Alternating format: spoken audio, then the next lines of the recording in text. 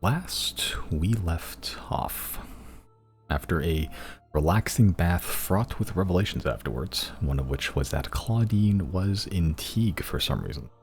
Zero teleports over to discern the situation, and Claudine, surprised at first, but over time relents the information about how she was coerced by the Rexans to assassinate the Grand Arbiter, giving her a finger with a ring on it, which belongs to her father as a warning. Zero convinced her to hold off on her plans for now of just downing potion after potion of fire as to jump down that flaming chimney, but instead returning with Zero back to the group for at least the day. While this is happening, the rest of the party takes Polaris and finds this mythical, mysterious smith in the mountains. Following the barely perceptible smoke trails, you find a small flat nestled between three jagged mountains at the very base. A single, very tall pine tree signifies its location, as does the rundown shack with a small stream just meandering through it. After some snooping, you find that modest forge at the back, and Riley knocks on the door as the name Osman, revealing a 9-foot-tall man with iron-gray skin, a rusted beard, and ambers in the eyes. Some brief conversation is had before the name Azazon is brought up, who, when told about the mysterious smith, teleports in. The two waylaid lovers embrace, each completing one half of the other, the flames burning away the rust in the god's hair, the metal tempering the uncontrollable flames of the god's form. Instructed to leave your apotheosis vessels in a bin while the two gods catch up, eventually Zero does arrive with Claudine in tow, who's then taken to town to wash up and eat some proper food. You all return to the smith, and he begins reforging your vessels while answering some of your questions. You ask a number of inquiries, of which Osman the Forge God holds nothing back, given the favor you did from. You learn that this mysterious, semi-existential island once visited the god by happenstance, where he engaged in some conversation with the leader at the time. You learn that the island likely hosts the missing core anchor, which disappeared millennia ago when Risori Novos detonated. You learn the moon also likely exhibits the same properties as the island, disappearing and reappearing when nothing is looking at it. And that the island during times of blindness is likely the only fragment of the moon left that, when looked upon, keeps the whole of the moon at bay.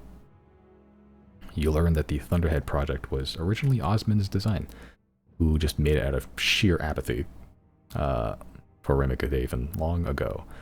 A focus made out of Arcanite, fueled by the arcane will of this new world, drifting about and collecting latent magic from the air. He claims that it's just a design, it's not impossible to alter, and that the control is the throne, which links not just body and mind, but soul as well. And after he finishes upgrading your vessels to be conical, two cones stuck end to end with engravings on it unique to each of your gods, he tells you to return later at an indeterminate date for a device that can potentially locate this constant, an artifact much like the island, much like this moon that has the strange properties of existing all at once and not at all. For now, Claudine is determined to keep her mission of assassinating the Grand Arbiter. That is where we leave off. The time. 9 noon, pretty much. I think. Yep. Can't tell, but you feel like the days are beginning to brighten in some aspect. It's still dark. It's still like a full moon at night, even at peak sunrise. But you sense that the dark days are eventually going to come to an end in a couple more days. But you are all currently located at the base of these mountains, still high up in the Dawn Devourer, likely inside Polaris, the dining room, along with the somewhat packed interior these days of all your compatriots. What would you like to do?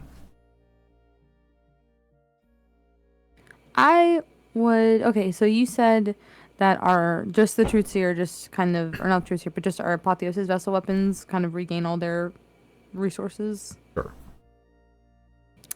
I would like to use the Scrying Eye. Okay. Who are you using it on? I would like to use it on, fuck, what's his name again? The jelly guy. We talked about him the other day. Huh? The jam guy. The Oh. jam Gonic guy. Grats? Yeah, Yeah, Gonic. Gonic Grats. I want to scry Gonic Grats. Okay. Bowen said, huh? The jelly guy? Like made Am of I jelly? wrong? The OG slime man? Okay. Your spell DC is, or what's the DC of your Truth Seer stuff right now? I think it's the same as your spell DC, I'm pretty sure. Let me check. That would just be on the handout, right? I think so. Probably increase at some point, honestly. I should know this. I know my own spell save DC is, I think, 18. Okay. Oh yeah, then.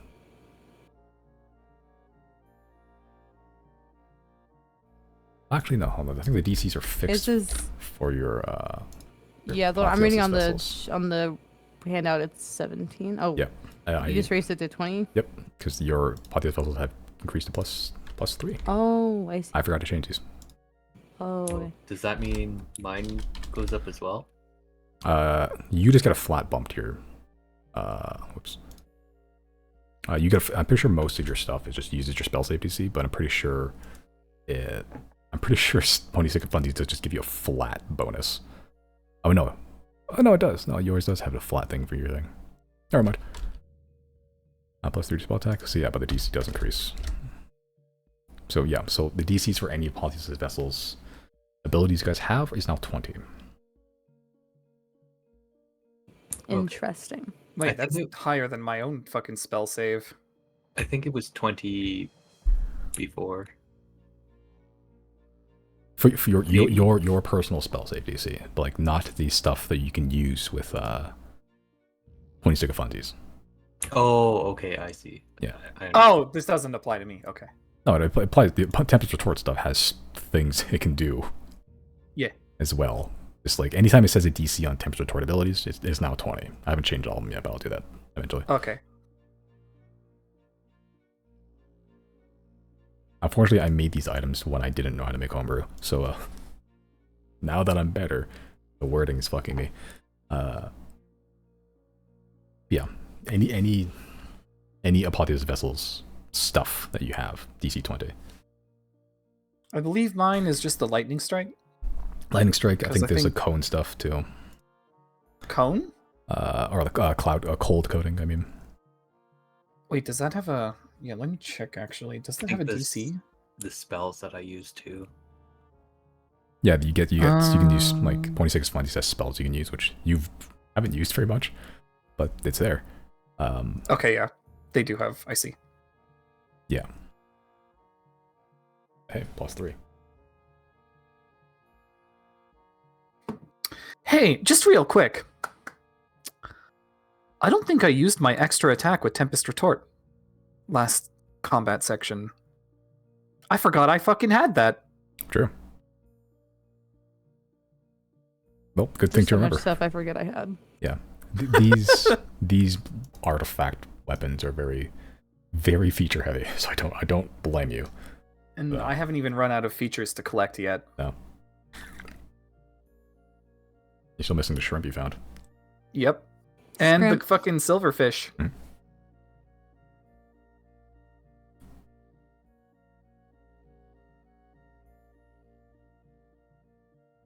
All right, but you're using Scrying Eye to scry on Gonic Grats, correct? Ye. All right. Well, he fails miserably. Okay.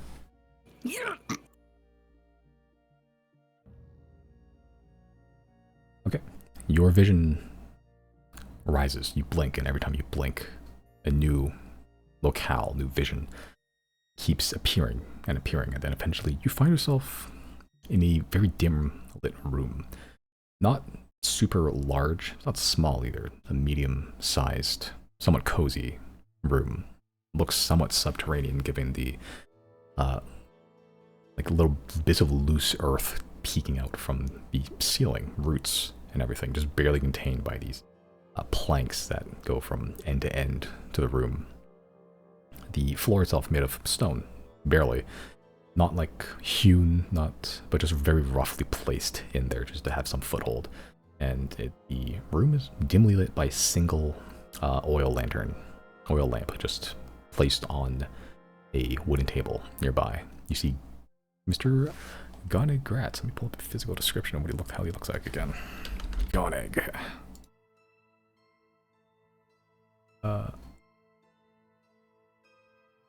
Yeah, a human man. Last you saw him, he was kind of a mess. He was kind of just like super into his work. He forgot to bathe for days. But given the past year, he seems to have collected himself, cleaned himself up. Now he's a functioning member of society, but he still has this manic energy, this frazzled brown hair, and he's grown a little bit of a beard. Scrawny still, but healthy looking at least. Just dressed in very, just not quite pajamas, but it's very casual clothing. You wouldn't just walk around. You see there's leftover meals just on the table, just bowls and bowls, like 7 or 8 high, just stacked, and he just has, kind of looks like he hasn't left his room in a while. But you see he is currently in the corner at another table with a bunch of alchemical sets of alembics and burners and just beakers and Bunsen's and all these alchemical equipment. And it's probably the first thing you notice is that this entire room, this whatever subterranean room he's in, is lined wall to wall with just pipes with like cables with all these scientific alchemical equipment, just rows and rows of it, just chemicals everywhere, some labeled, some not, shelves and shelves of every, it's a chemistry wet dream in here. And at the helm of it, Goneg Gratz. And you see he's currently in the middle of taking an eyedropper of some sort of clear liquid and then very gingerly squeezing it out over the course of a minute, one single drop into a kind of red beaker. As that tiny drop of clear liquid hits it, it begins to bubble and foam. And then it begins to steam. You almost feel like feeling it's going to rise and hit the top of this beaker and like spill out, begin singeing everything, but it stops just shy of the lip. You wide-eyed Goneg Gratz just kind of like backed away like a foot, but then as it begins to settle down, he holds it up. As you can see, this red liquid begins to thicken and almost turn to like a somewhat like, not cherry red, like a dark red, almost purple coloration. As he begins to shake it around, you can see it jiggles. As you see him turn the beaker upside down as it begins to slough out onto his hand, some of it spilling through the fingers onto the floor. It's still hot, and he begins just like tossing around like a hot potato, just spewing these liquid, or more like gel at this point, all over the place, as he just takes a big mouthful of it. He sort of looks around for a bit, just like almost taste testing it. As he just pauses there for another minute, writes something down as he mutters to himself, "Close, close, close. Too much strawberry." As he just throws it onto the wall and begins a new batch of something else. And for the next couple minutes, you find him just doing science. But the substance he did make did look very jam-like. You gather that he is attempting to recreate the effects. Our little science boy. Okay. And this is out of character. Or I guess where are we right now? Is all the party in the dragon right now? Oh yeah, everyone you've ever known and their mothers are located within the dining room of Polaris. Okay. I would like to Rage. kind of um I guess like from whatever we're doing, I want to cast message to both Riley and Chris and just call them to like go to the other room with me so I could speak to them privately for a second. Roger that.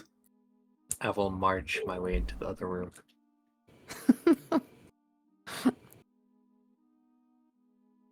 I didn't specify a room, so Chris just like leaves the room. You just exit the room. Straight up. But no, I guess yeah. Once we're all there, I will, in a low voice, I will say to Riley. So I'm very much on board to take out the Grand Arbiter. I don't really like the justice system in that country, and it's just not. I don't think it's. I don't know. I don't like it. It gives me bad energy, and I think that the world would not lose much if we lost him. That being said, I am also very paranoid that, like, last minute, if they're watching Claudine right now, that the Ruxins might ask her, actually, on top of killing the Grand Arbiter, you need to kill the Zodiacs. Or, alternatively, that, last minute they will just keep pulling it from her and raising the conditions in which he'll give her father back. Like I feel like they'll keep adding stuff to her burden because she'll do anything right now. So I don't know how good they are about like keeping their word, and even then, if they're scrying on her. And let me ask, are either of you wearing your amulets of protection? I just put mine back on. There was an hour period where I had to take it off for Azazon to get here. So, don't know what happened then. But, I can't imagine it was anything important. It's not currently on me. Okay. Oh. It's okay. It's not a huge deal, but I do just want to consider that they might, increase her workload of like, oh well, now that you're there with them, you need to kill the Zodiacs too, or something. I'm afraid that us being near Claudine will affect her chances of getting her dad and make her workload larger. So I almost want to have a secondary plan. I don't know if we should do this simultaneously before or after, but I reached out to the courtesan queen earlier, and I asked them if they had any idea where the Ruxins might keep their prisoners. This one in particular, I don't think he's that special to them, but Claudine did have a finger, so they're keeping him fresh somewhere. And the courtesan queen, all that they said to me was that they would like to speak in person to go any further. They didn't specify whether or not they knew anything. They just said they'd prefer to have this conversation in person. Well, Again, given our recent expeditions with the commission and meeting with them in person, I think meeting in person is beneficial for every party indeed. There is a safer option. You have the safer option. Oh, please do go on. Sort of. Would you say the finger is a cubic inch of flesh? it is, I would think. Could have like a safe measure where we have kind of create a clone of Claudine's father in the instance that they try and kill him. I don't hate that idea. Just again, having that on the back burner, I don't hate that. How long does it take to do that? It's like a year, right? About 80 days. Oh, that's not that bad. Right, the 70 clone days. spell. He keeps his original, but he comes back as a child, right?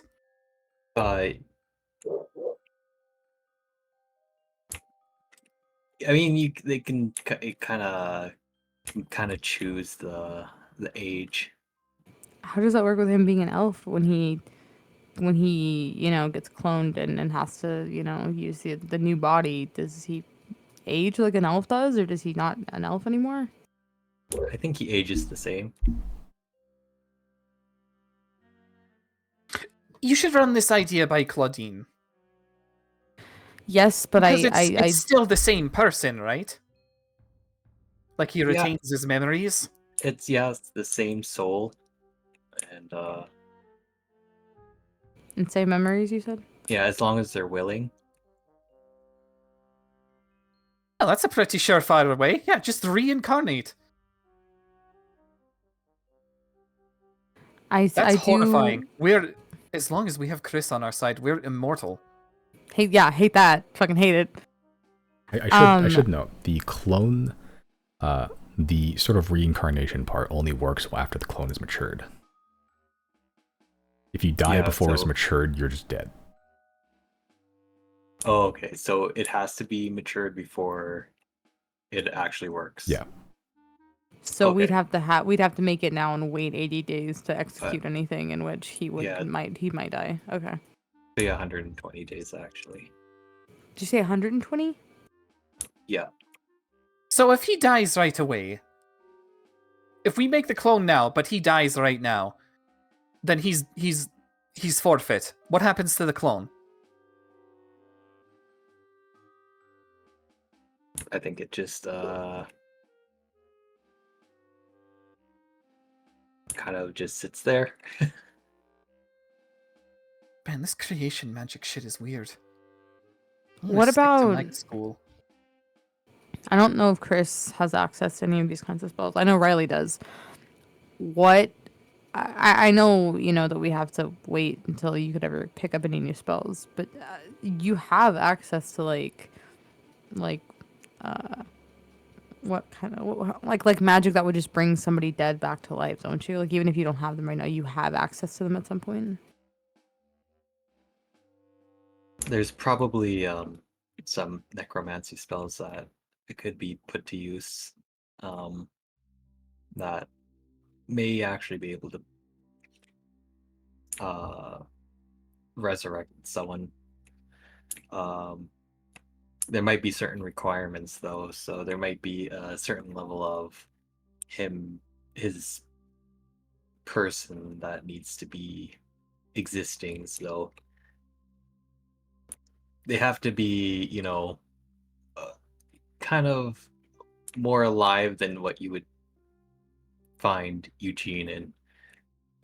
Right, there has to be like a body to bring still. up Eugene again. That was a year ago. Let it go. So as of right now, the primary plan is to kill the Grand Arbiter. That's fine. Out of all of these secondary things, do you guys think we should go speak to the Courtesan Queen? I don't hate the cloning idea, but it sounds like that may have the limitations, or we may have limitations on time. We don't even have enough time to make that happen before the invasion. Yeah. So I'm out of teleportation for the day, but if you guys are willing and able, I think the three of us going to speak to the Courtesan Queen might be beneficial if they do know anything. Another thing I considered, because I know you guys work primarily with magic, but I was thinking about the approaches we could take to attacking the Great Arbiter. I'm not opposed if we had access to the jamming jam. I'm not opposed to consuming some of it, and that means that what was it, Simon? That no magical effects will work on me. It's like it is the positive stuff too, I would imagine, but like essentially the mages would not be able to affect me.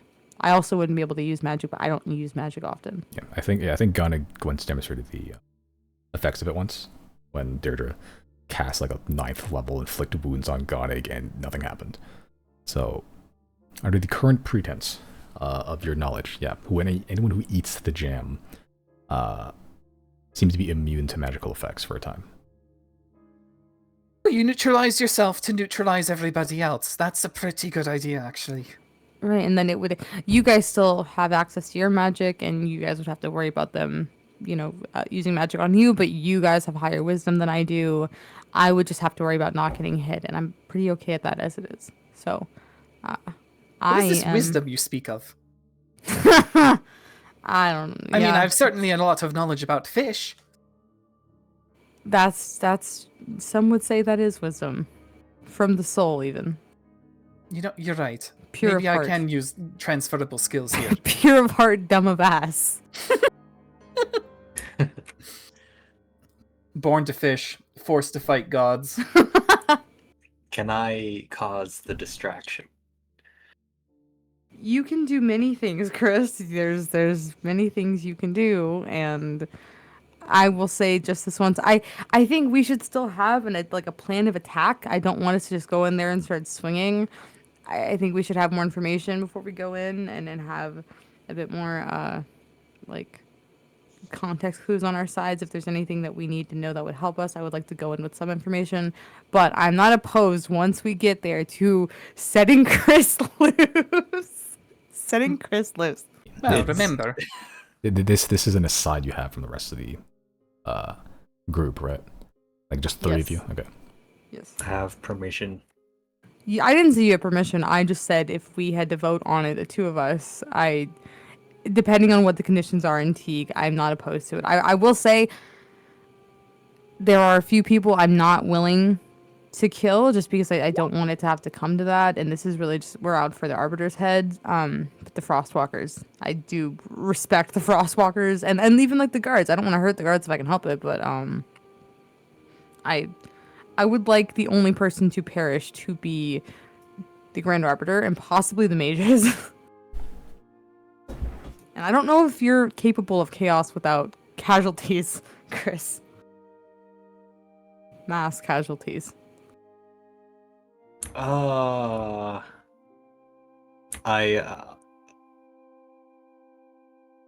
attempt will be the distraction to distract, or at least occupy their attention. well, remember, I can summon a dragon of my own, so we can go in there with 2 dragons. Jesus, you can't. It's terrifying. I have something to summon too.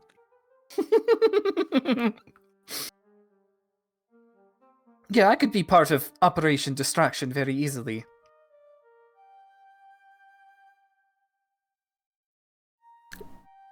Riley, what's your passive perception? Oh no. My passive perception is 26. Okay.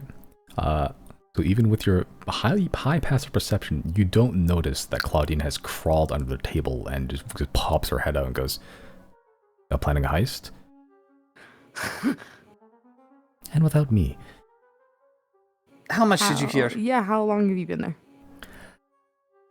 Well, not long. You all kind of just left. I was curious. Nosy is the word you're Seriously, looking though, for. how much Nosy. did you hear? Did you hear Killing about me. the cloning? Cloning. Yeah, No, hold we on. didn't. Let her answer. Mostly about planning Arbiter, no casualties. A few casualties. There's I know it's bound to happen, but I can't help but have some respect for the Frostwalkers. They're just kind of, I don't know. The original plan Yeah, we was kind of to- conned them. We made them leave and deal with, the worst conditions for like 3 weeks. From what I've been Right. told, the Frostwalkers kind of thrive in those conditions anyway, so... You wouldn't know if they hate us, would you? No. It's possible that they're more loyal to the Arbiter than they would be to us. But Oh, what? that's But once we 100% certainty. dispose of the Arbiter, I don't know. The Frostwalkers seem like decent people. No, there's decent people everywhere.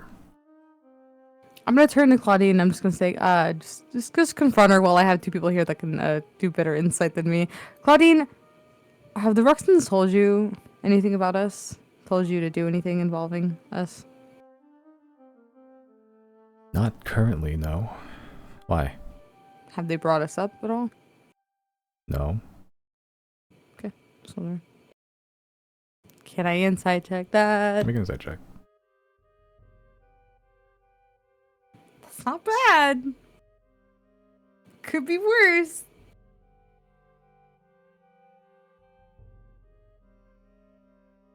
Yeah, hard to read. Yeah, Well, you were awfully quiet about it when I asked you if you were after us that one time. yeah. I know that even if you were, you would not want it to come to that, so, no hard feelings, but...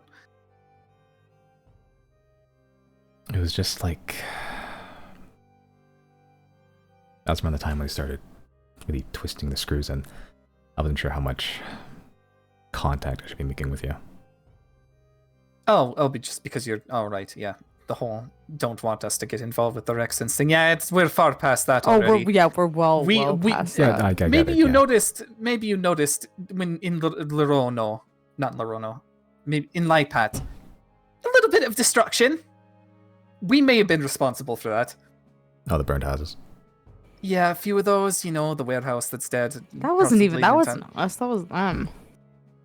Well, Yeah, I they mean, kinda- but then Chris set a fiend free, and we don't even know because we. That we is just a teleported out of there. byproduct of their own choices. We can't control Chris. Hey, they He's a sent natural some disaster fiends- waiting to happen. They sent some fiends on us, so I wanted to, show them the same sort of respect. Yeah, that's true. There was that one time that baby We bit matched Zero. energy. Yeah, that cute little infant child. I will be right back for like 1 second.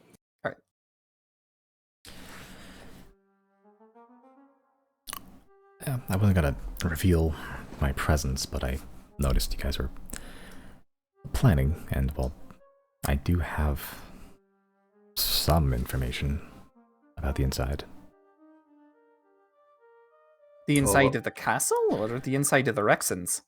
The castle, the beacon of repentance or whatever. Yeah, we've been in there. How far? To the throne room. Oh, the entrance. There's more? She sort of just sighs heavily, go through her bag, and unfurls a medium-sized piece of parchment. Like, it's not huge, but like, notice like it looks like blueprints in a way. There's writing on it, but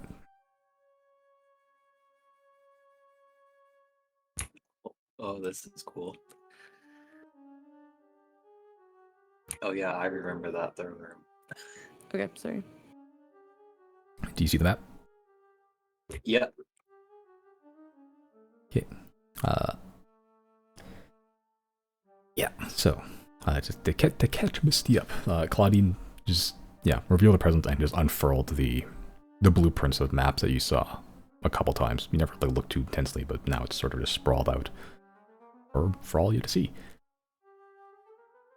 We went into one of these rooms. I don't remember which one it was. If you went into the throne room, you probably went to the front entrance. Well, there was another. There was we were granted presence in some of the break rooms. I guess they're like beds. Yeah, we were. The break room is the right side common wing. Yes, this layout is looking slightly familiar. It's not a one-to-one, but it's an idea. The issue I was having was finding entrances that wouldn't be the front entrance, which is the most heavily guarded, and I think more heavily guarded since some sort of incursion. I wonder who could have that been. Well, I don't know. Their group name starts with an X or something silly like that. I put my hand up for a high five to Chris. Hey, Yeah, I if high-fived. I remember, I was the one who turned us invisible to get in. I put my hand up for a high five to Riley. That's more like it. Oh my god. Yeah, this is just it's just a brief, very, very bare bones interpretation of, well, I guess someone on the inside or someone's is on the inside is on the Rexton's payroll, and they just kind of just mapped it out, sketched out, sent to them.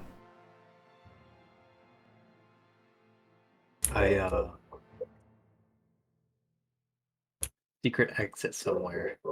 That's the top left is my notes. Everything else is, well, the Rexton's. I think it would be useful if I could probably make it so that he doesn't want to go outside.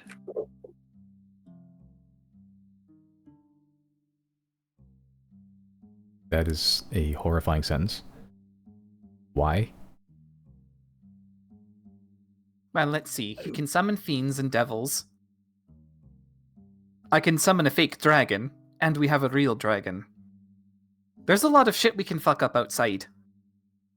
What's the possibility of us being able to just teleport into the throne room? I don't know, honestly. Well, you know of the what's The anti-magic. Yeah. There's something about the Burnbrand guy. Yeah, that guy is dangerous. Yeah. Avoid indeed. That's what Warren's told me. It's some, yeah.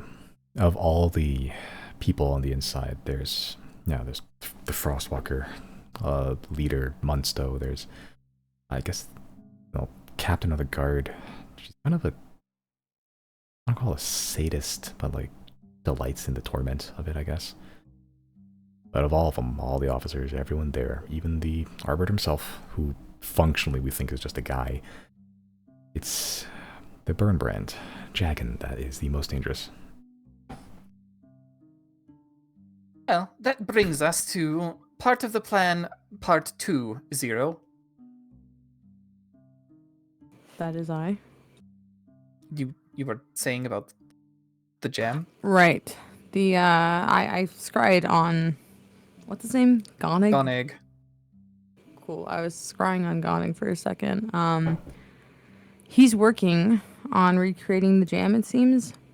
Or he was making something and tasting it and threw it out when it wasn't right. But I think using the jamming jam for the time, my time at least, and there are anyone here that's not a caster, so probably Claudine as well, could be beneficial purely because a huge, I would say even larger than the foot soldiers and frostwalkers and whoever else comes out of the fucking woodwork to kick our asses, the mages are going to be the fucking problem.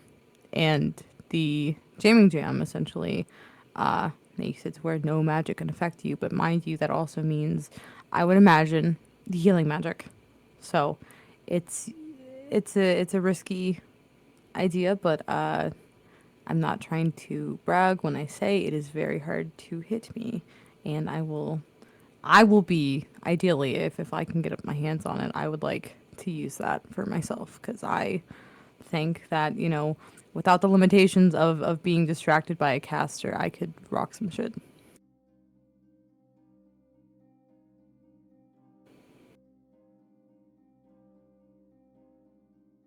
Is that a character? I was bragging a little bit. Out of character, I do have a little smirk on. I was bragging a little bit. Yes, you are very hard to hit, unfortunately.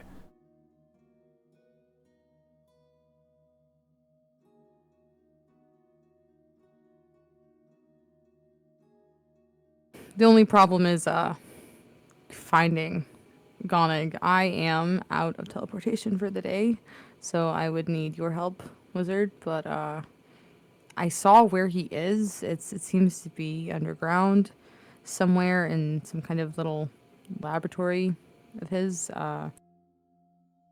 He's just working. I can show you if you'd like me to. I don't know how that would affect the chances of us getting there successfully. If you wanted to try to teleport us there, I don't know if anyone wants to cast sending and speak to him first before we just pop in. But well, yeah, we could lure him out somewhere more reasonable. That's fair. My only concern is if the jamming jam is the only source of like he's trying to recreate it, so that means he doesn't have more right now.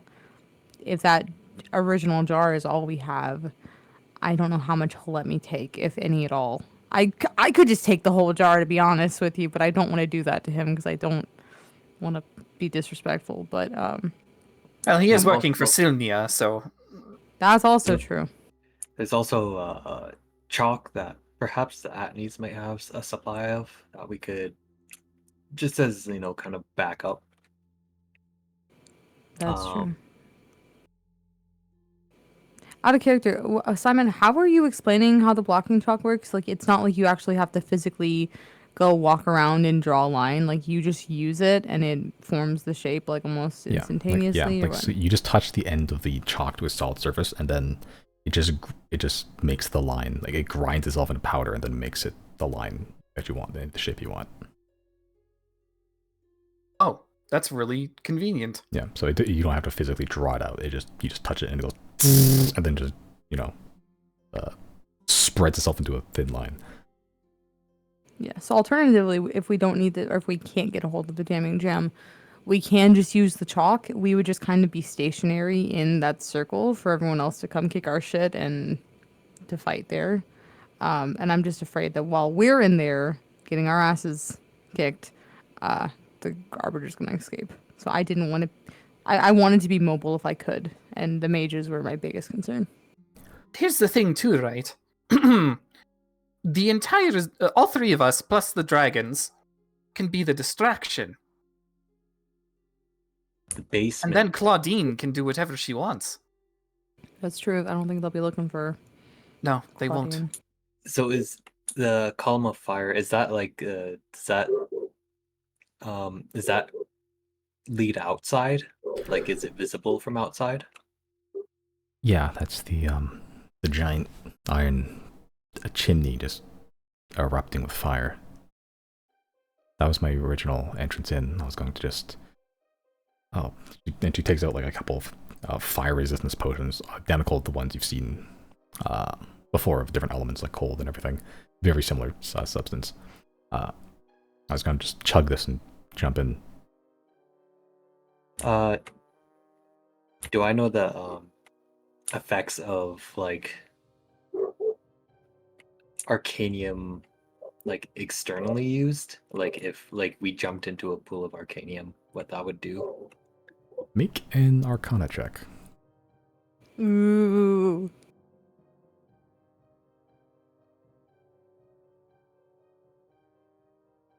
Okay. Arcanium on the skin doesn't usually have a lot of effect unless it's like prolonged exposure, in which point it's more or less the same effects as ingesting it. You do get your skin does turn a little blue though, according to some people that have tried it. You can technically bathe in Arcanium. It's just highly unstable in its raw form. About how much time is theorized that it would start having the same effects as ingesting it? It varies from person to person. The tests that you've not seeing, but reading about are fucking Practical's big ass library of just magical notes. You can range anywhere between 30 seconds to a minute.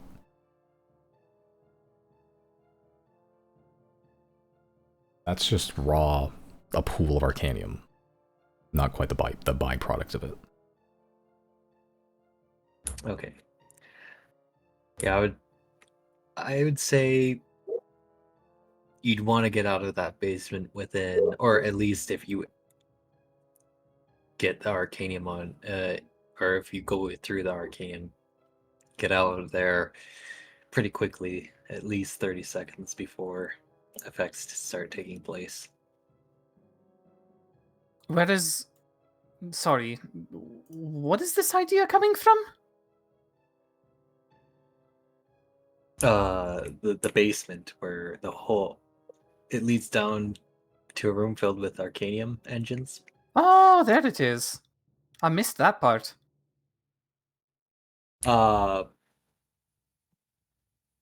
But that could also be an option for at least destroying some of the place if we We- want it. We could just nuke the whole fucking building.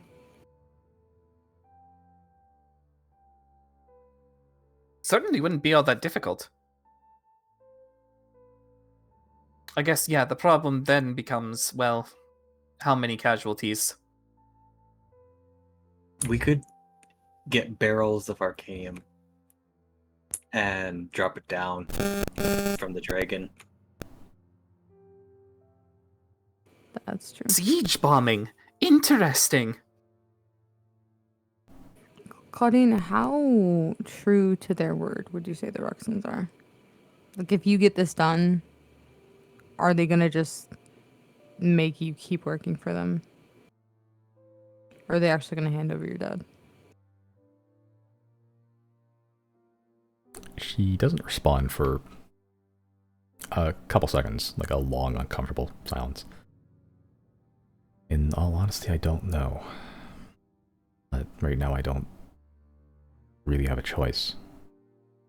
Either try it or just... I don't know. And are any of you familiar with what the protocol is if the Grand Arbiter dies? Like, I'm sure that there is an emergency plan in place to maintain control on the fort. From what I know, well, I don't know any emergency contingencies, protocols. The Arbiter, from what I've been told, at least, is kind of a paranoid guy. Very concerned about attempts on his life or anything, really. But I hope we were the cause of that. I imagine he didn't help, and I think he was like that before. If anything, you might be more gung-ho about it. Either way, he probably has some sort of plan, or maybe he doesn't. Maybe he just wasn't. Maybe he's so prepared that he doesn't expect to be killed at all. In retrospect, it was kind of not too easy for the average person, but too easy for people with access to magic. It was way too easy for us to get in there. Very, very, very easy. And now it won't be, but it doesn't need to be. No. Yeah, I'm not looks opposed. like the common wing is probably the most busiest place. The rooms, though, or the basement might be the best. Although,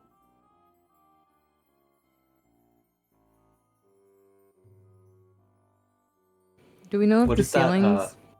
Yeah, what is that place just above the throne room? Above the throne, which one? The basement? Oh, yeah. Bit of a confusing diagram, but Yeah. okay. Nah, now it makes much more sense. What are all these skulls and crossbones here, anyway? Well, places where personnel, people would usually hang out. Hmm. And these stars are, well, where he marked the Arbiter is likely to be.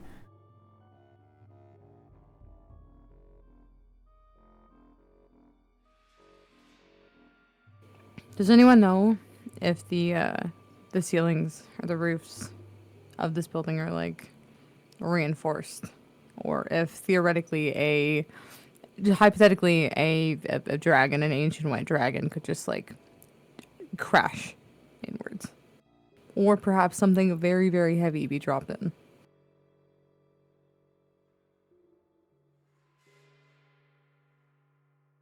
I haven't tested it myself, but I don't know. Has anyone said anything? No. Not on my side, at least. No one's really siege tested the building yet. Well, if Arcanian bombs can do them, then I'm pretty sure the massive dragon can also implode the ceiling. Maybe, but then he has contingencies, probably. I think what we could do is try and drag the guards out a little bit, or get them distracted on things happening on the just on the outside of the palace, and then that is when you can go in and infiltrate the place. I wouldn't want you to go alone, though.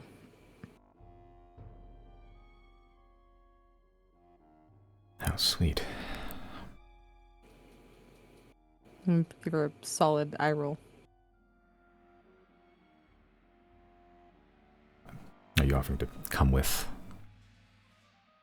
I go for the neck, you go for the kidneys.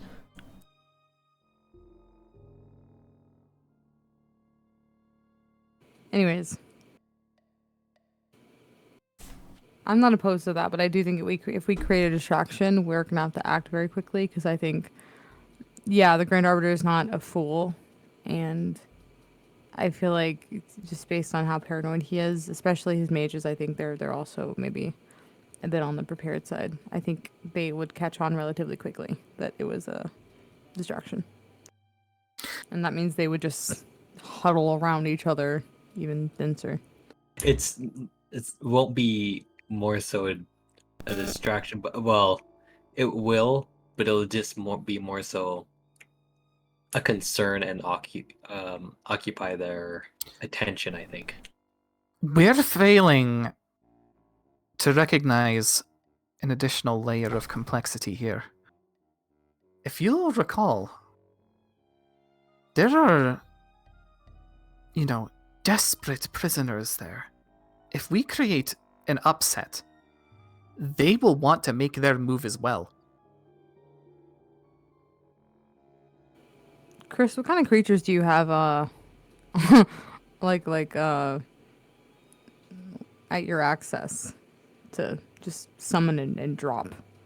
I have a little secret one. I haven't told like anyone that. yet. I don't like that. Well, now would be the time to tell us then. I have a Hydra. Okay. You know what? That's fun. I'd like to see the Arbiters deal with that. Yeah, because I think if anything, if the Hydra was heading towards like the Grand Arbiter's direction, then all of the guards would probably be assigned to go out and attack it to prevent it getting closer, and that would leave him slightly less guarded. And then we, or those of us who will take the back end, can be right there ready to pounce.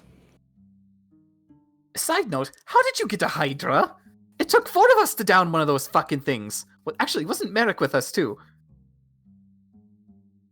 For that one? No. No? No, it's just 4 of us. Still then, a fucking Hydra? On your own? Well, with Rachel's monster translocation, I can, have the ability to kind of summon it. Well, Pratchell, he has, he deals with, monsters and that sort of thing. So what, did Kind he of his- lend you some? I guess you could say something like that. You're borrowing Daddy's Hydra. It's funny. Now, son! Don't go breaking the Hydra! I just polished the scales, don't scratch them. But the crystalline rambler, that one I caught. Can you only do one at a time? No, I believe I can even do you guys as well. Hate that. That's why I have Tannen Lorig's hair. And also the other day I got your hair too when you went to visit the commission. Who's your? Which your? You. Me? When? Yeah, when you went and I asked for the hair and you gave me hair. I assumed that was to help find me if I went missing. Okay, cool. Love that. Well, I mean, it is a pretty convenient way to summon us back. Yeah, I guess so. Can you pilot us with that magic? You can just take over. I don't think I can take. Yes. I guess I could, but I Take that. think at that point I probably wouldn't like with you, but like Canon Lorig maybe. Oh, I'm Like- sure he'd see it as an honor. I'm gonna slide a hand cast message to Riley and be like, "We need to get that hair back before we try to kill him." Yeah, pronto. Oh shit, are we actually gonna fucking kill each other at the end of this? I'm mostly joking. But the night is young. True. Yeah. Plenty of decisions to be made yet.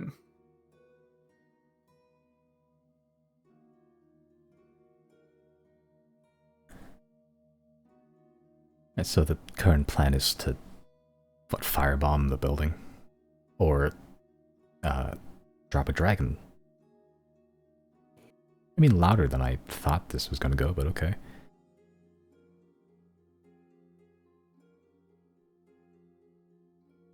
I mean, it could be louder more so on the outside than it is on the inside. Well, there are two other facets that we've not discussed. The first, Zero, take the floor again. Which one? The Queen. Right.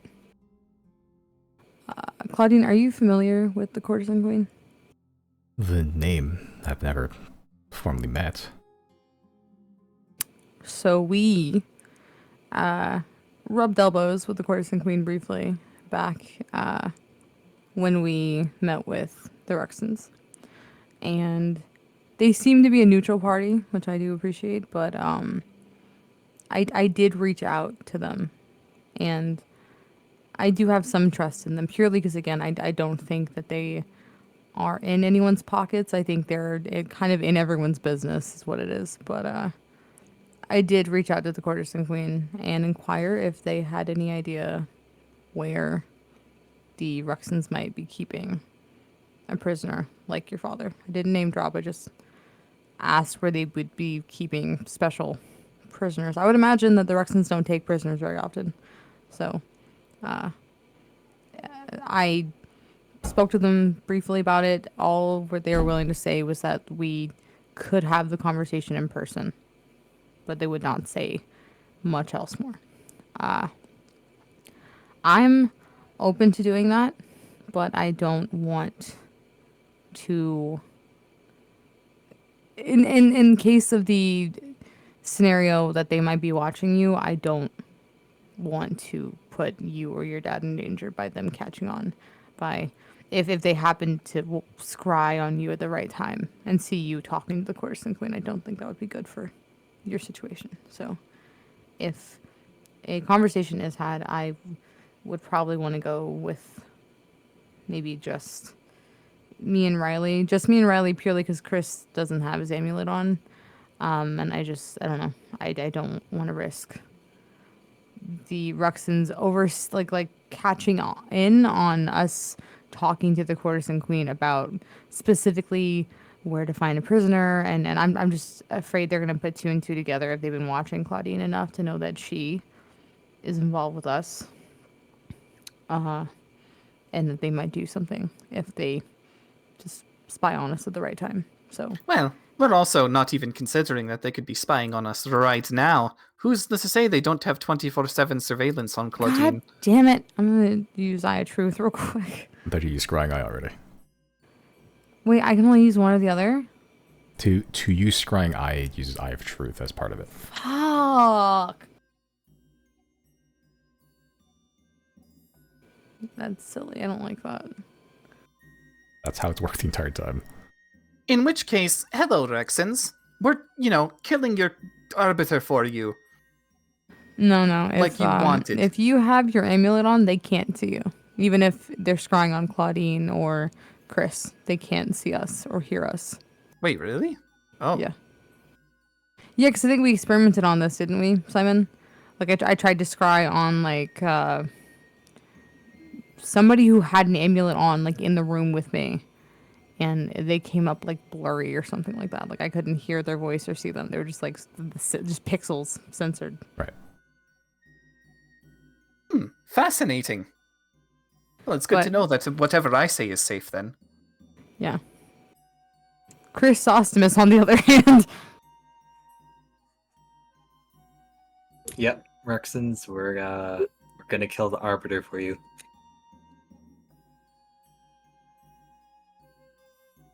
Well, I suppose that settles that.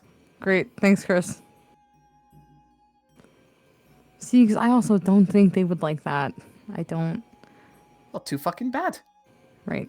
They should kill him themselves. I just mean, I was telling Claudine, I mean, like I was mentioning earlier, I'm afraid that if they learn that Claudine's working with us, they're going to raise the stakes and demand that she take us out too. Well, that's impossible. Well, they're not going to take no for an answer.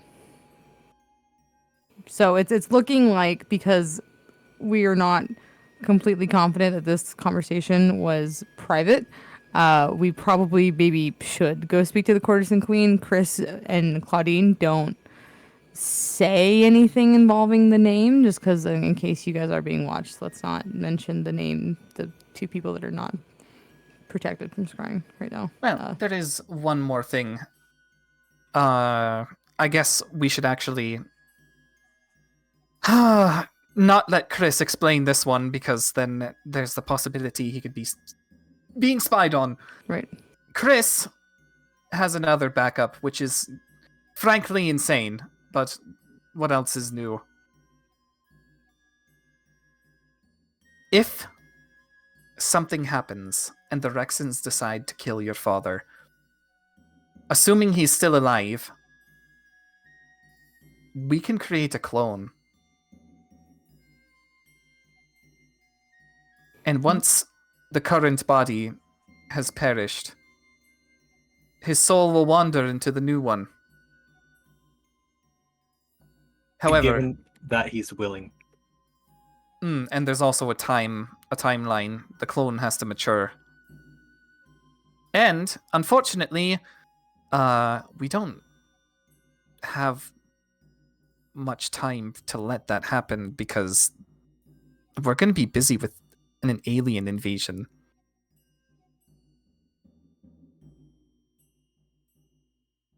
I mean, it'd be a pretty solid backup plan. How long is this time maturing? 120 days. That's a lot of days. I mean, Yeah, if he dies before then, it's game over. I mean, it'd be nice to have, but it's like that's. Claudine, do you have 120 days? Like, would they allow you to take that long? Maybe if I kept doing tasks for them. But again, you said you had bigger issues to deal with, and at that point, I don't know if priorities will shift, or I'll be fighting along side by side. Or if any of this even matters, Right. the Rexons could simply hold up their end of the bargain. Mm-hmm. Or we all die anyway. Yep, that's a possibility, but given what happened with the Forge, it's becoming more and more likely that, well, even if the Zodiacs fall, there might be a chance that we can win in the end. How long has it been since we first traveled to Calbe? First Like a week. traveled? It hasn't been that long Yeah. at all. You got here on the. It hasn't been a week. It's been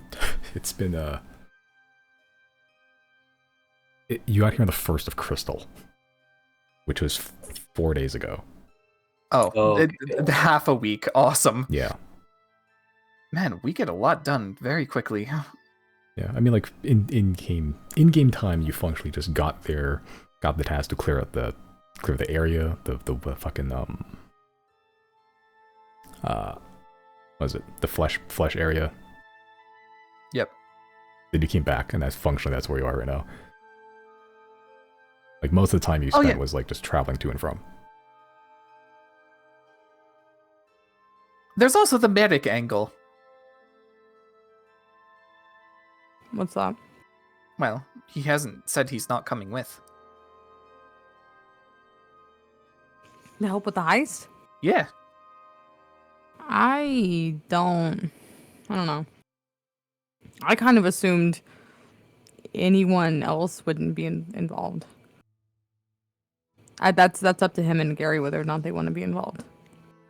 Well, yeah, I don't actively want to involve Gary. He has no stake in this, but I Merrick think has Merrick- actual personal grievance.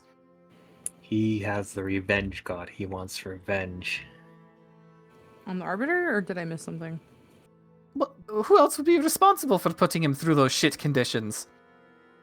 I don't think that's his, like, goal, though. I think he mostly cares about the stuff involving his family. I could be wrong, but I don't know if he cares about stuff that happened to him personally. I think it's more so the justice for his family, it seems. Hmm. But you could ask him. Well, Claudine should ask him.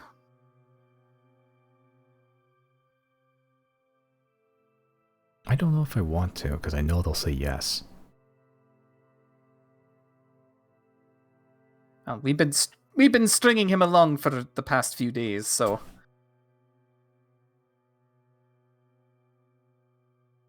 You want me to bring him in? you should want that, not us.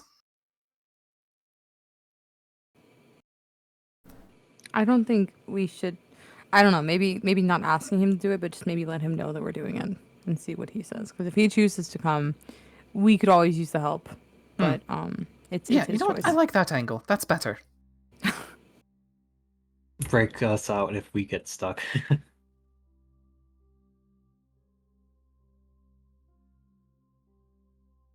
Well, I'll let him know. I should begin to filter out of the room back to the dining room where everyone is. I'm assuming you guys are like in the kitchen-ish area, just across the foyer. And after about a minute or so, anything you'd like to discuss while she's away? Okay. About a minute passes as she returns with Merrick and Gary in tow.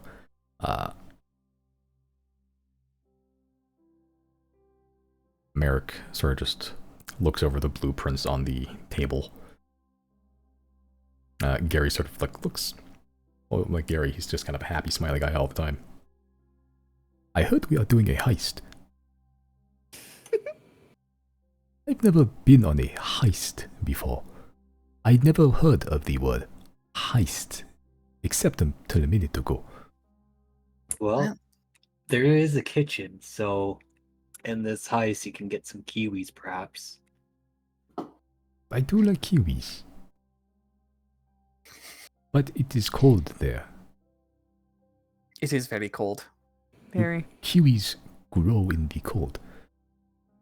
Well, it wouldn't really matter if they grow there. They might import them. I am interested in this kitchen.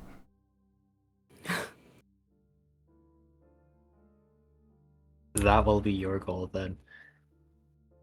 Yes, you will kill a man. I will find a dinner. You're gonna miss the Kiwis. pantry raid. The pantry raid. Merrick's are just still overlooking the map. Like he's like almost strategizing in a way. Just tapping into some old dead part of himself, maybe subconsciously. Not a lot of entrances inside. Oh. Sure looks back to Claudian. Not my heist, but just tell me where I need to go.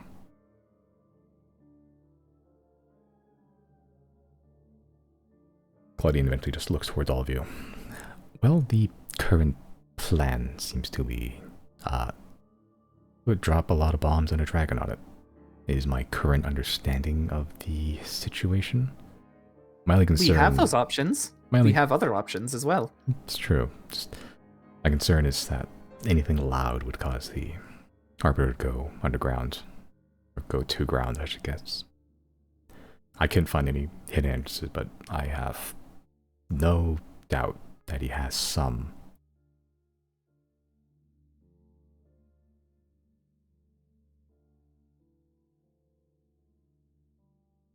I will be right back one more time. Sorry.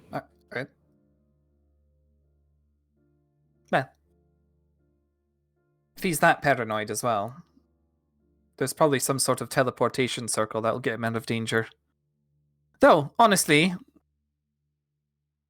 not sure what purpose his life would serve if he just escaped somewhere and let the Rexons take over his castle.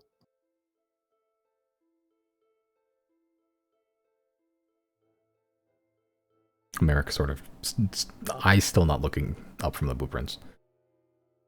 I've been learning recently there's probably more merit to living another day to fight again than just dying. Fair enough. Can't argue with that. True, so long as he breathes, he'll have the gumption to try again. We could have the dragon circle the city, the perimeter, just in case there's a secret exit that leads outside the city. Yeah, I mean, there's no point in keeping the dragon in firing range should we utilize him. A hit and run kind of tactic.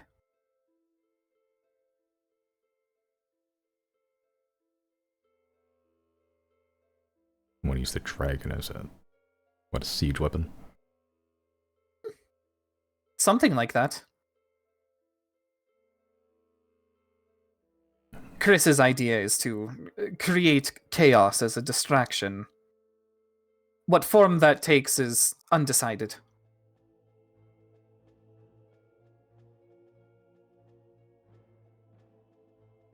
Chaotic distraction is a double-edged sword. Indeed. You might draw some of the guards up at the same time. You also alert the quarry, as to say. Make them jumpy, more perceptive, prepared. It might be useful to do that at the correct time. Timing's all about... Heists are all about timing. So I think it would probably be best once you locate the Arbiter that the distraction is made. Oh, yeah, that's, well, the good news is I can simply put on telepathic bond. And then we'll have an hour to figure this stuff out. Our ground team can do whatever is necessary while the dragon team waits on standby.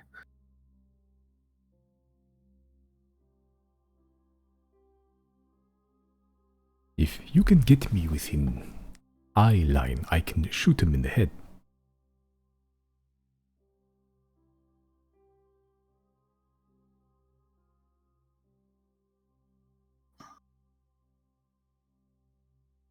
Yeah, the problem is getting an eye line. He's a very paranoid person, and invisibility isn't even a proper tactic. We know firsthand. That could get us in, but once we're in, it won't work anymore.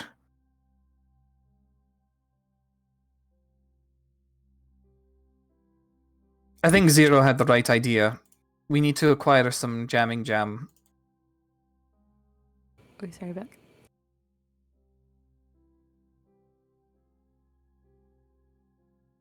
I'm sorry, what did I miss? Should we go Just- to Silnia? Well, we should go near Silny anyway. I can contact Goneg, but maybe we should wait a day? Is After all, Claudine with us? Zero's out of teleportation. Well, I am, but Chris isn't. I can go. Or we Yeah? can go. Can we come back here? If the Yeah. dragon is... Well, Oh, that's a stupid question. You have teleportation circle. Of course we can come back here. All right, hold on. Riley will go check in with Osmond and Azazon and ask like how long the constant locator will take to make. Okay, sending. No, he'll just go walk over. Oh yeah, you are there, aren't you? Yeah, you better walk over now. This is happening. You see Osmond still in the back in the forge. It's only been a couple minutes since you last saw him, to be honest. Azazon's still there, just sitting down. The chair, that little wooden stool she's sitting on, appears to be charring, just based on her sitting on it. You give it a couple minutes before it's gonna snap and crumble under her weight. But for now, it holds it. And she's just breathing new fire, new life into the forge of Osmond, who is currently just hammering away this,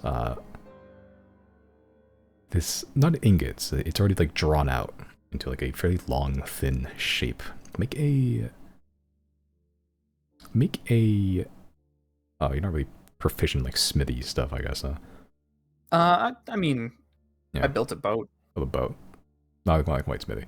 Yeah. You're not sure what metal this is, but he seems to be, it's not a standard metal that you can see. It looks like almost two colorations. Like one's kind of like this dark green, almost slight black metal on it, but it's also intertwined with this white, very silvery, thin, delicate looking metal, and just almost like an alloy between the two. And you're just hammering away at it, holding a red hot piece of metal, just hammering. He doesn't say anything as you approach, but he sort of just makes eye contact with you, and it just continues going along.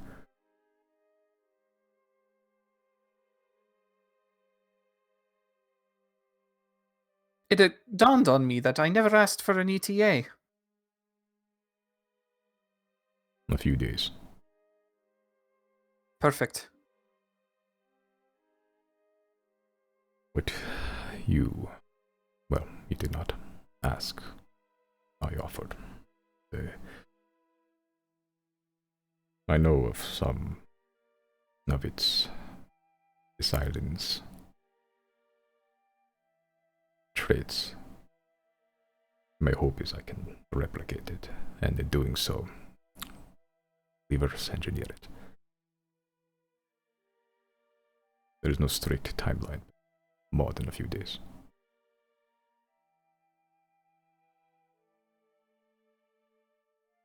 Then, well, if you have ways of contacting us, you can utilize them. Otherwise, we have some other missions we gotta go do. Set the world up for a post-invasion timeline, I suppose. Help our fellow mortals out. We will be here. Wonderful. Well, leave you two to it then. As you head back, the sound of metal on metal getting quiet as you aboard. Polaris once more. I'll head back into the room. Yeah, we got a few days before we gotta go think about a world-ending alien invasion again, so...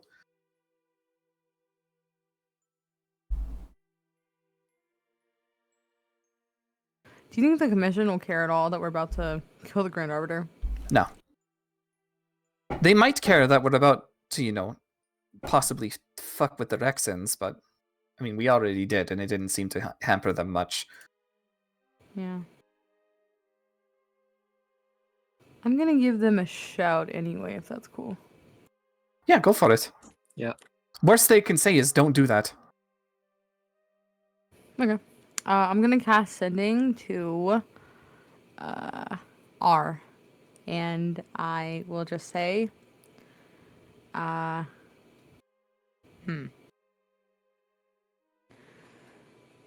just say, we have business in Teague. We're tasked with taking out the Grand Arbiter.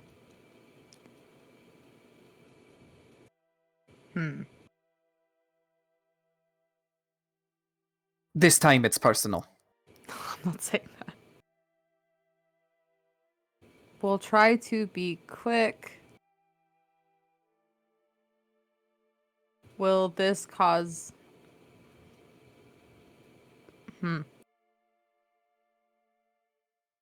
Will this cause you problems? It's 25 words, right? Yeah. Okay, that was adding 25. Okay. As you relay that to the message, the message does take as you get the response back. Pretty quick. Very well. My one request, do not bring it to us. Our timeline is close. Difficult to waylay now. Understood. I will relay that message to the gang.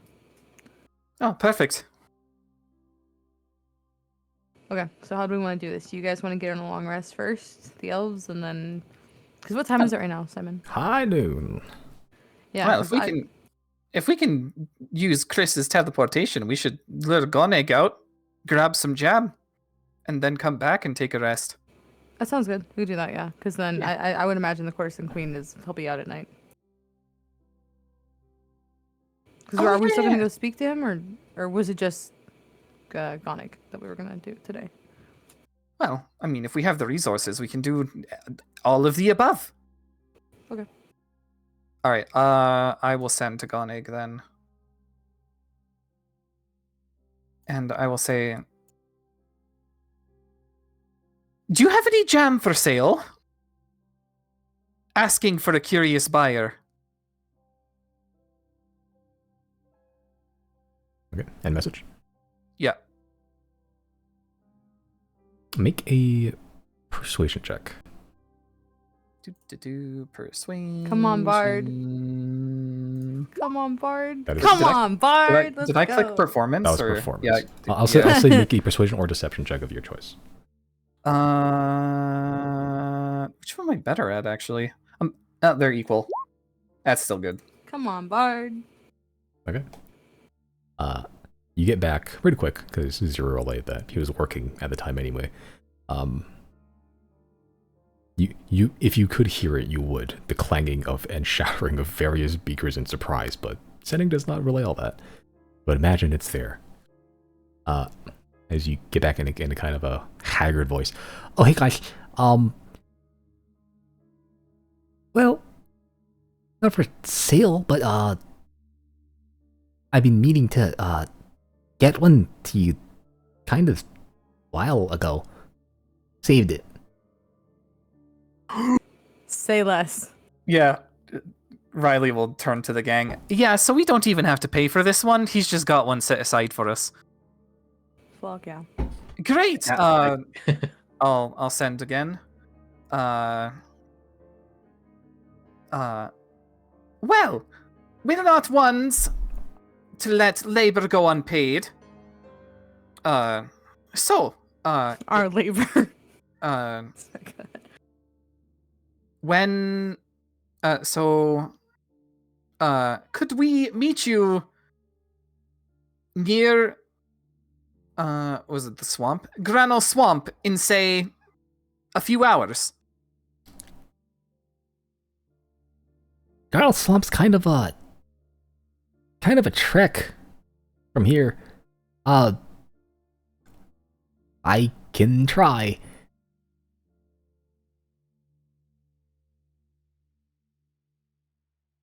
How far was OG Slime Man cave?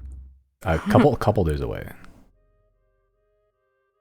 Would the Granal Swamp be further away? Yeah.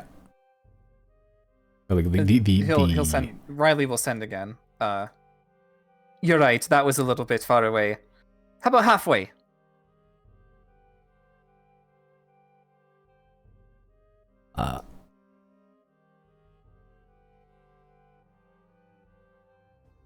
You get back another response. Well, sure, I know a place. Look, I'll hold up a little flag triangle, red with a strawberry on it. I'm assuming he means in order to find him. Yeah. Okay. All right. All right, let's get near Silnia then. We'll meet him halfway between the city and the swamp. I can get us to Silnia for sure. Well, No, I can't. I'm out of teleport. Ignore me. But yeah. I have an item from Silnia, so Chris can get us there, 100%. Is that how that works? That's really convenient. I think so, right? It doesn't have to be an item that I like. It doesn't have to be an item that Chris picked up in Silnia. Like I have it from Silnia, so Chris can use it for Yep. teleportation. Pretty much, as long as it's an item from there within the past 180 days, or something like that. Okay. Yeah, I have something for Chris. Perfect. Here, I'm gonna cast invisibility on the dragon then. Wait, I can't. I don't have it anymore. What do you mean you don't have it? The spell or like any more slots? The spell, because I got rid of it, probably to make room for a different spell. Okay, I can do it. All right, that works. Just on the dragon, right? Yeah. Okay, yeah, I'll cast invisibility on the dragon. Okay, as the dragon goes invisible. Are you telling me the whole dragon over to Silnia? It seems that way we're. I suppose we don't actually have to do that, do we? It's up to you. Because Because I mean, that would bring everyone with us, but I don't know. I can go either way. I don't care. Yeah, we should probably do that actually, because, well, otherwise we're in the middle of the city as ourselves. Wanted in Silnia, presumably. I'm not really scared of that anymore, and I'm gonna look directly at Riley and Chris and say, because you guys aren't gonna get arrested this time, right? This is the precaution to make sure that doesn't happen, right? I guess. They might look the other way.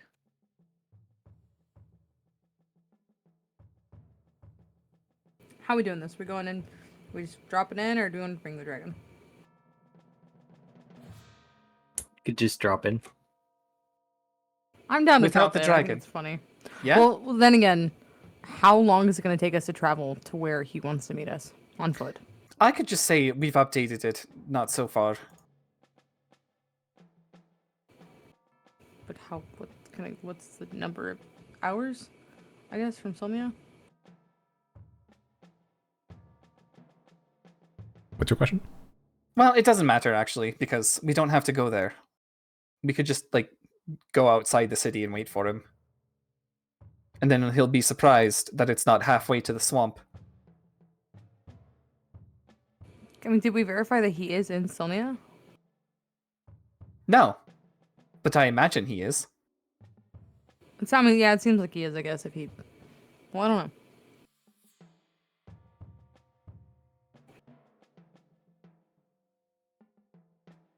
So, do we think it's enough traveling that we'll need the dragon to get us there to him? No, this was just a safety precaution on my end. Okay. I'm down for whatever then. Well, I'm not the one casting the spells, so make it happen. Are we going now? I see no reason not to go now. Okay. I'll cast teleport then. I will quickly cast message and tell Merrick that we'll be right back. But he's on the dragon with us. Oh, are we okay? Sorry, I wasn't. Wait, yeah, hold Okay, on. so Chris, you have to let's specify clarify. what you're doing. Okay, so what is the I'm plan? Are you taking everyone. taking everyone, the dragon included, everyone to Silmia? Yep. Okay. Okay, yeah. Invisibility definitely required. Okay. Invisibility is invisible. Okay. All right. As you the dragon zips to Silnia.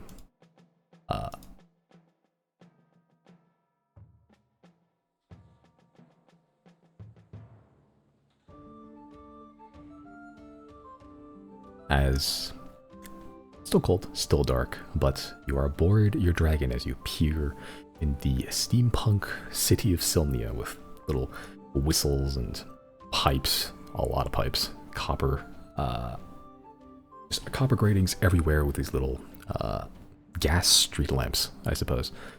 Not lit. Well, it is lit actually. It's still dark.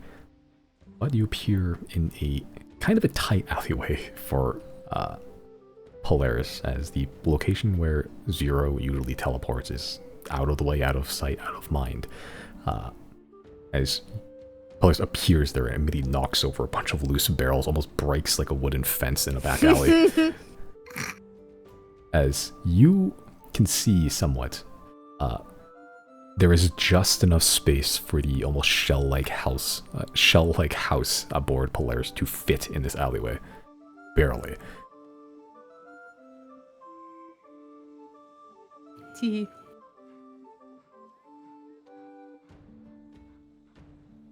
Yeah. Getting off is difficult, but possible. The stairs can't fully retract, but it is enough gap you can just jump. Ankles hurt a bit, but anyone who would like to disembark may. Who's going? I'll go. Okay.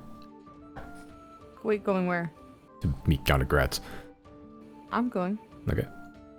Are you going as well? I mean, why wouldn't we just take the whole dragon? Oh, great. I was mute. Yeah. You take the whole dragon to wander through the streets of Sylnia. I thought we were meeting him on the outskirts. Hey, Chris. Yeah. Okay. Like I figured the distance Polaris, we were going can you- is like can you- viable. Can you take off from here? Is it too crowded? I can attempt so. I fear Oh, the no. structural integrity of the nearby furnishings.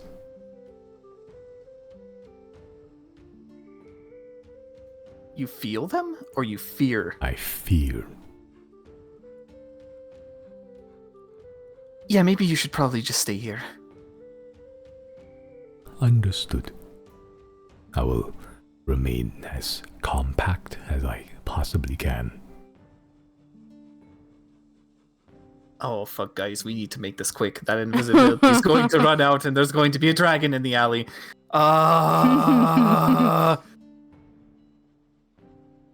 Alright, so... First one to the gate wins. I cast haste on myself. Okay. I cast Phantom Steed. Okay. I don't cast anything. You cast it to sprint with your legs. Oh no, wait, I have my fucking hold on. carpet. How you do? Hold on. Actually, I changed my mind. I cast project image. Okay. What are you projecting? Wait, no, mislead. Sorry. Okay. Wait, hold on. Miss- How does this work again? Mislead, I'm pretty sure still has the same speed as you. You can just view through the senses. Yeah. Shit, do I? Hold on.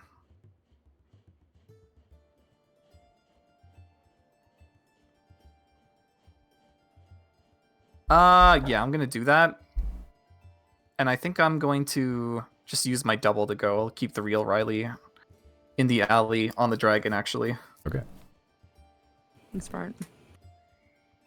Alright. As you use your mislead double, he still runs the same speed, but Yeah. you're getting there. With his, how fast is the carpet?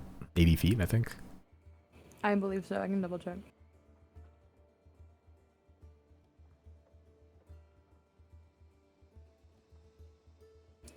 It is, yes, 80 feet. Okay. I think haste only lasts for a minute. But zipping through the streets is Chris. You can see the blurred blue form of Sonic the Hedgehog that is just zipping through the Sylnian streets past lords and ladies all in steampunk attire, goggles everywhere. And yeah, Chris, as you're sort of walking around, you don't see as many wanted posters. Everyone make a perception check.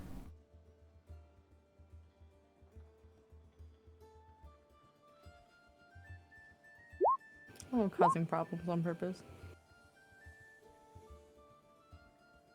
Yes. Nice. Yeah, from the top down with no obstructions, you have no idea what's going on. But Chris and Riley specifically, especially Chris, as you're zipping through, don't see as many wanted posters. You see wanted posters, but not of you, just the various, uh, you know, uh, criminals with ill will and ill repute. But you're sort of zipping through towards one of the gates. There's a couple of them, but yeah. But after a minute, the haste wears off. You get some good distance. You sort of look up and see Zero sort of just coasting by gently on a carpet. But Riley, you are not really super rushing. Maybe you're running, but like you're not zipping at an unreasonable pace. Yeah. And with your pretty high perception, only a couple of seconds after you exit the dragon, you're barely out of the alleyway. You sort of look up. There's kind of like this gray, blurry blob on the roof. Oh no. Gray, blurry blob. Does Yeah. it remind me of anything? No, not really. It's less blob. It's more just like it's almost like a smudge of gray paint on reality. Like you're trying to look at it and focus, but it's like you can't really make out any features.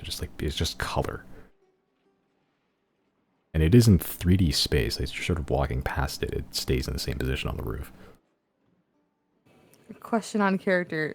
Do me and Riley know what this is, or is it only Chris? I think of only Chris has seen this before. Fuck. Riley is going to regret not casting telepathic bond, but it's fine because this is just his illusory double. He's gonna send it up there and see what the fuck is going on with that thing. Okay. Can't interact with it at all, but I can at least like make it known that if it's an entity, it's been seen. Okay. Twice your speed. Plus, I can make this double do whatever I want, so it can climb. Sure. Yeah, your double have any weight or anything. As you're sort of climbing effortlessly, pretty much. Like you still have contact with the ground and everything. Just things can't just kind of pass through you. Yeah, you sort of climb, getting up there. The moment you get to the roof, you pull yourself up. Your blob's gone.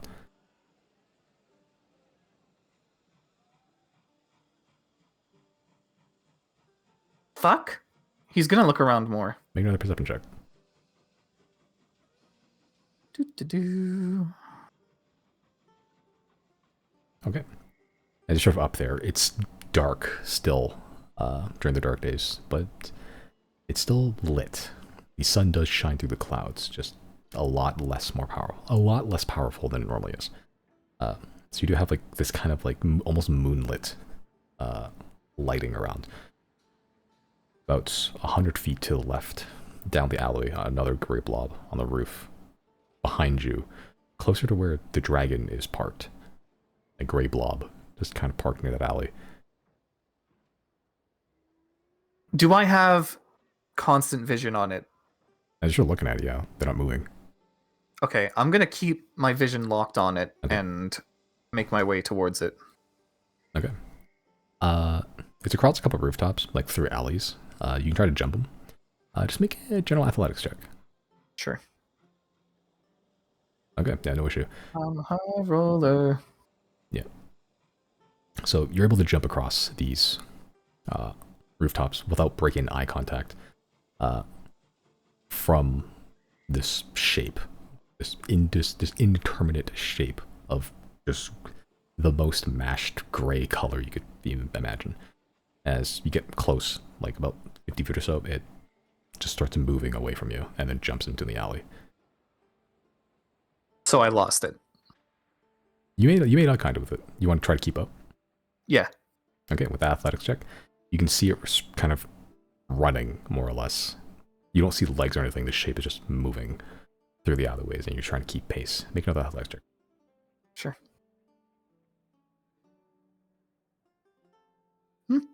Okay. You are keeping pace. If anything, you're gaining, actually. You're running after this thing. Full sprint. You don't have any...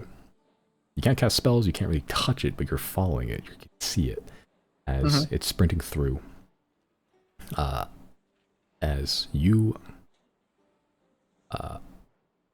kind of corner it in a way. You're sort of following it through the alleys and eventually hits a dead end as You're only 10 feet up from it now. What do you do? I ask. Well, yeah, I'm gonna ask. So, what's your deal then? Yeah, you don't see a face. You don't see features. You don't see arms. You don't even see torso. No clothing, no articles. A blob. A smear in reality. Is this like the blur spell?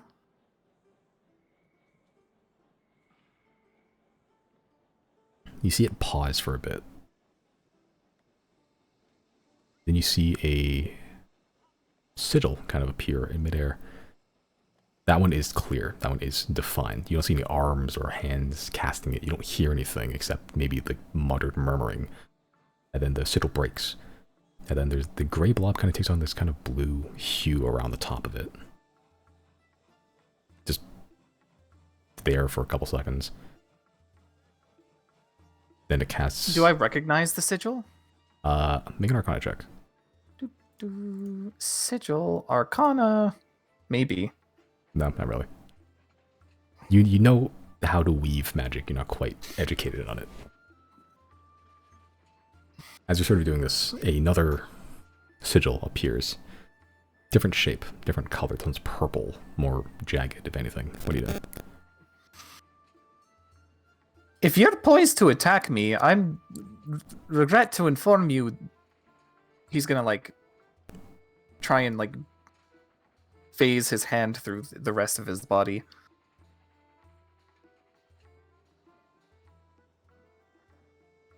Okay. Yeah, as you sort of phase your hand the rest of the body, the sigil breaks as the very sharp sigils kind of doesn't fade. The body of it fades, but the sharpness of the sigils remain as they sort of almost pierce through the illusion as you're starting to get snapped back to your own senses.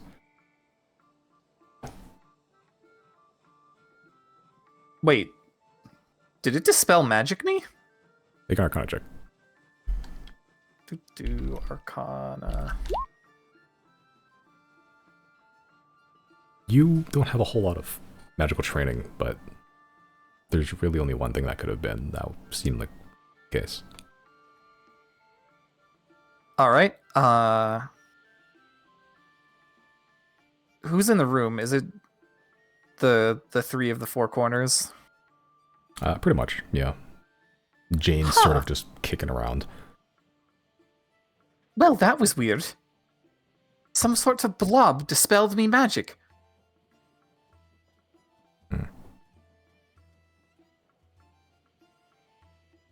I'm gonna send to 0 and say, there's some sort of weird, blurry, magic dispelling blob. Be careful.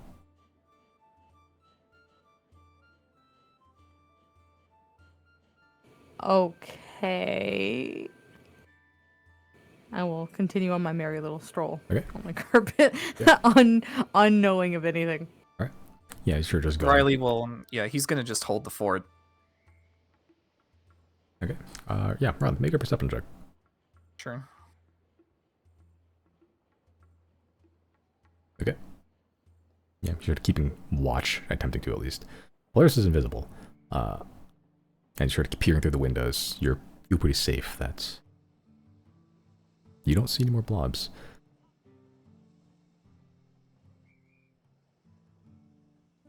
Okay, but Chris and 0. Chris, at this point, your haste is worn off, and that 6 seconds of exhaustion kicks in, but then you pick yourself back up. Anything else you're doing, or are you just going to sprint the rest of the way?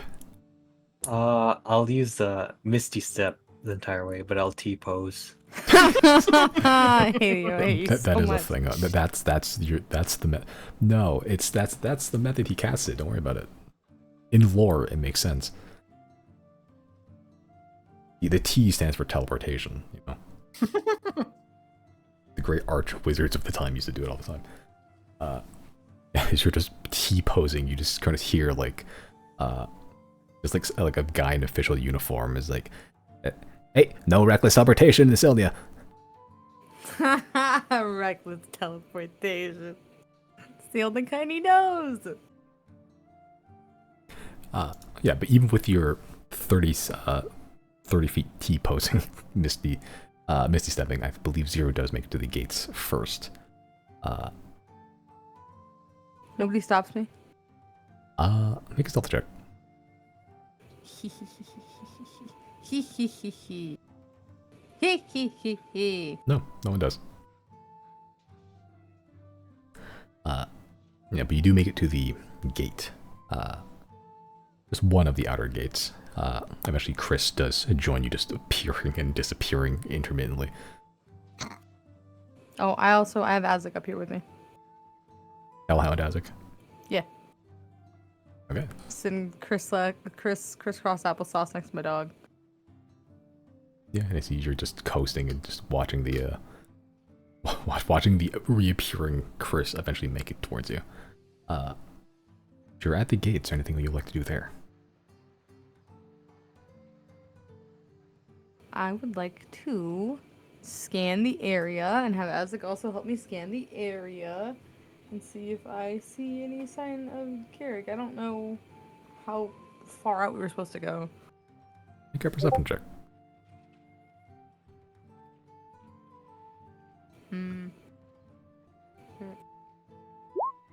Right on. Yep. You are pretty confident that Gane Gratz does not exist. Like, he's a figment of your imagination. Like, Can Azek check? sure. I love that he's literally my fucking seeing eye dog right now. That's crazy. Chris, what are you doing in this moment? Yeah, I'm just gonna try and look for Gonigrats. Sure. Make a perception check. Azek got a 17. Okay. 17, alright. Okay. So, Gonigrats is not trying to hide. You're just walking down the streets. As you're looking the complete wrong direction, and you're just like, yep, I just dreamt up Gonigrats that he just didn't happen, you know? You feel a paw on your shoulder that's a little bit too warm to the touch, and you hear in your brain, hey, Lindy, there.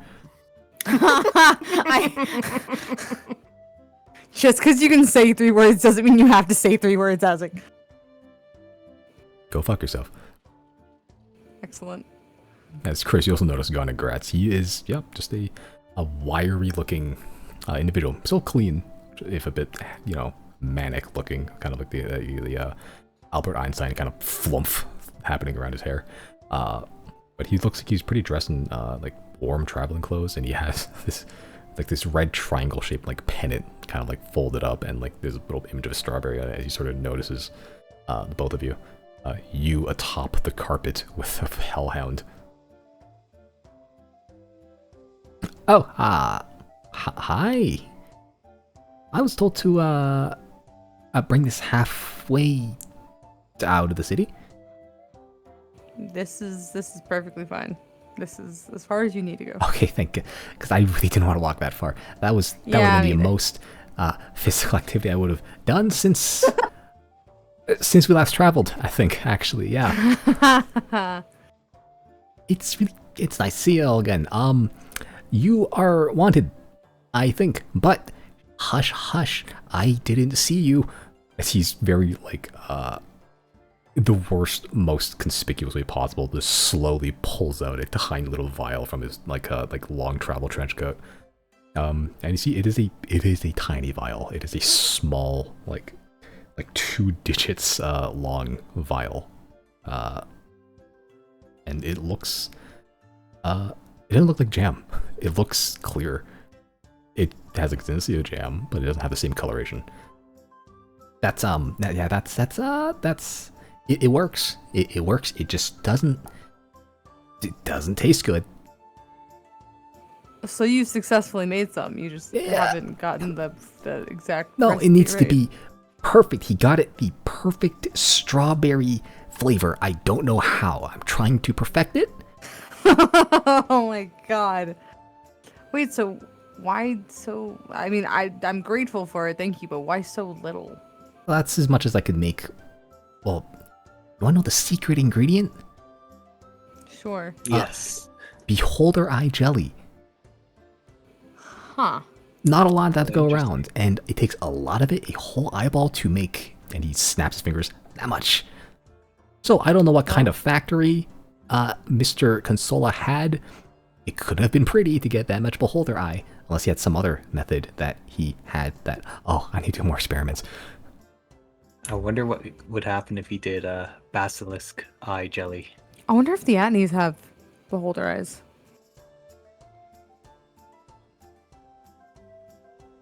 How long would it take for you to make us more if we got you more beholder eyes? That took me a month or two. Jesus Christ. Okay. I mean, I don't have the best equipment.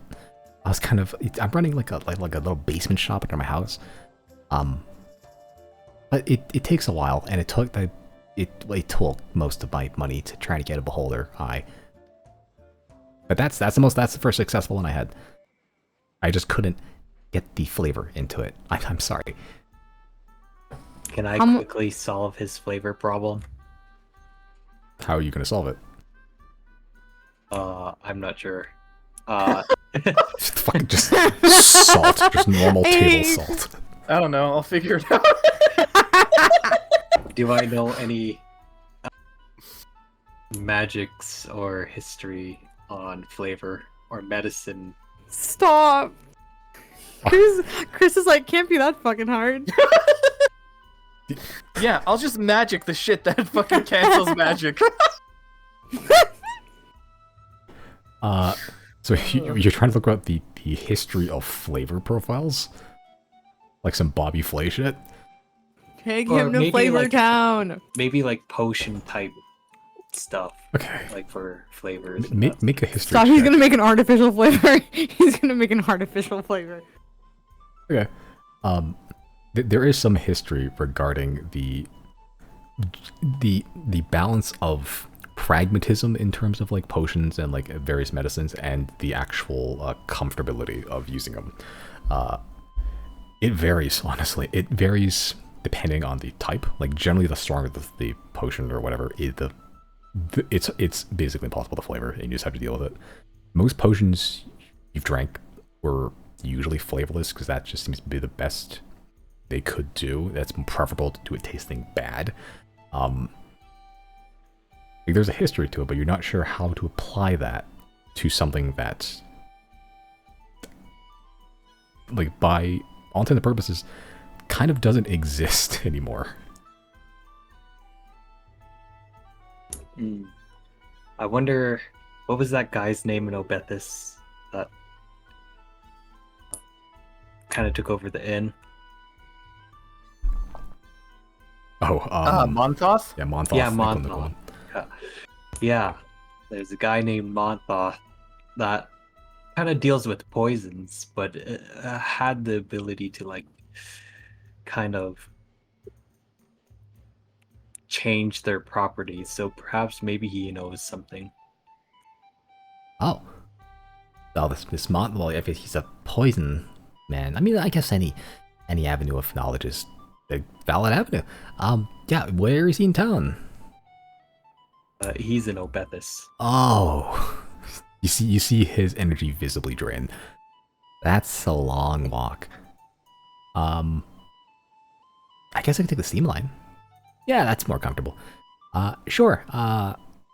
Monthoth? Monthoth Ickelnewman? What's his name? Monthoth Nickel Newman. Oh, okay. Was that his name? Yeah, it was. Okay. Yeah. Yeah, how much was a steam line ticket? Good question. I haven't actually looked up the steam line prices in a while. Steam line railway. A one-way trip between the two largest cities is 50 gold per person, which is Okay, a I'll give- fucking price for like a regular ass person around here. What is the what is it? The VIP room. That'd be another additional 50 gold. Okay, I'll give Gonic Grats 200 gold Okay, so to do that trip. Yeah, so that's a round trip deluxe. just booking a just fucking first class trip for your employee here. Yeah. So yeah, I'll tell him. So yeah, I'm gonna give you this as a commission to go on that journey. Oh well, that's a lot of money. You have come across quite the fortune. I guess a life of crime pays. How much money did the beholder eye cost you? A lot. It took me I had to sell my cart, my horse. How much did it cost? It's like 500 gold. Do we have 500 we can just toss his way from the Yeah. community? Yeah, just do it. And pull it up to see how much I need to take out. But I'm gonna go ahead and give him just the 500 gold real quick. Yeah, you give 500 gold. He came here with a tiny jar of jam and he left with 700 gold. As you give him the money. A life of crime really does pay. Don't get any ideas. Where's the nearest bank for no particular reason? I will take this into consideration.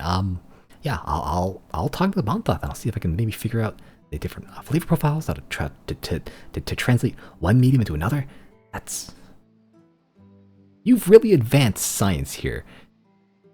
You should be proud, even if you are wanted felons. Are we still wanted? That was so long ago. When did those expire? I mean, I still recognize you. I've seen the posters. Oh. The posters have stopped going up, but I haven't heard tale of your arrest, and you're still kicking it, so I'm assuming you're still wanted. How did we look in them, would you say? I mean, they're accurate, mostly. Yeah, okay.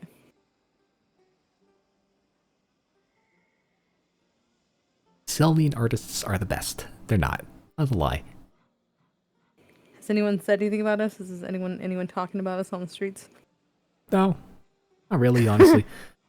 I don't think it's the wrong way. I kind of forgot about you guys for a while. It's understandable. I mean, like, That's for the best. not completely. That's for I the mean, best. like, you guys did help kickstart this whole thing.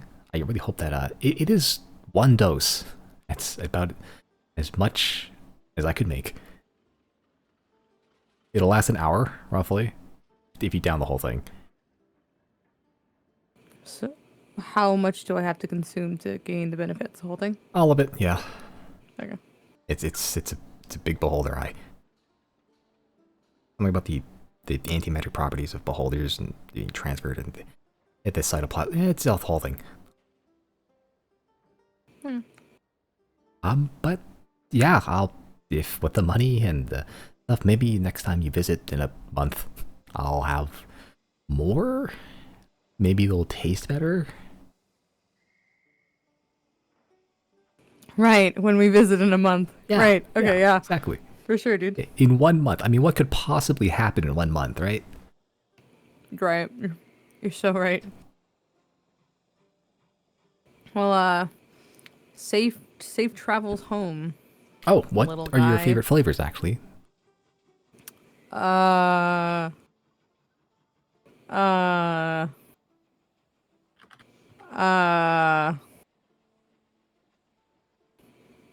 You know when people ask you questions and suddenly you forget every option ever? Like, maybe, cherry Okay. or blueberry? Are there any fantasy berries in this world? Snozberry. Sure, snozberry. Snozberry. As he looks towards you, Chris. Can you give it that syrupy flavor of arcanium? I hate you. I mean, I haven't tasted arcanium, but I can do syrup, maybe. Depending on what this Monthoth says. Sure. I wonder what happens if you combine this stuff with Arcanium. Does it just turn into goop? Like This mixing neutral goop. like fucking painkillers and alcohol.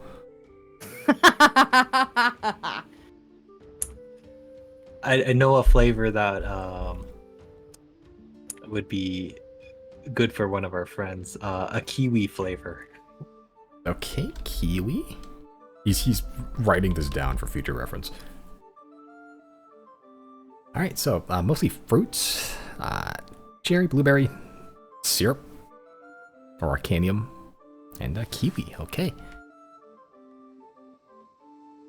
I'll keep that in mind next time I have another batch. I'll see what the production is like. Not that I want to drain you of money, but now that I know you have it, I feel less bad about taking your money. Oh, also, are you still working for the academy? Yeah, I still, I probably petition their services every so often. I still study there. Okay. Hi. Just curious. They're doing pretty good. They had a lot of, I guess, new projects open up. Not that I... Like what? Well, something called the bodily restoration something or other. What is that I'm about? not sure. I'm not part of it. I've heard of it. People are talking about it. What are they saying about it? Something about like regrowing lost limbs. Like non-magically. Sounds pretty cool. How long have they been doing that? About a year now-ish.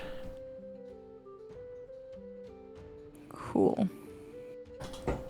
And do you know, like, where they do that kind of testing? No. I mean, I imagine somewhere in the academy, but... No, I mean, all the projects are kind of sequestered into their own little place, and their own little cloister of scholars and note-takers and experimentations. Sometimes it's out of city, even. But overall, a lot of the information ends up at the academy anyway. Do you know anyone that works on it? Not personally, not really. Just kind of hearing about it. Osmosis, the transfer of one liquid medium to it. Never mind.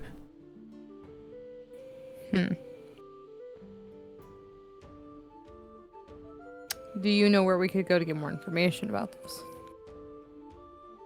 I imagine the academy, but you're also wanted. I've infiltrated it. How?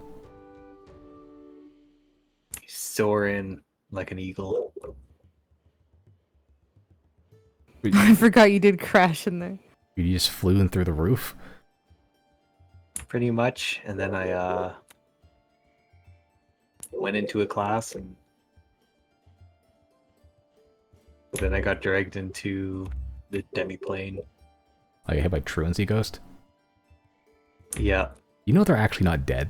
They made those, right? Like they're called ghosts, but it's like they're not like actually spirits that were like kind of left here. They're kind of just like it's like manufactured, like artificial. Weird. Oh, that explains why the roof is locked.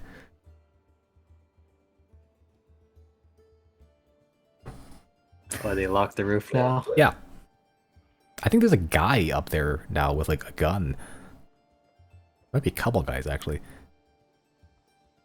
I love it when we leave negative, long-lasting effects in different cities all over the world.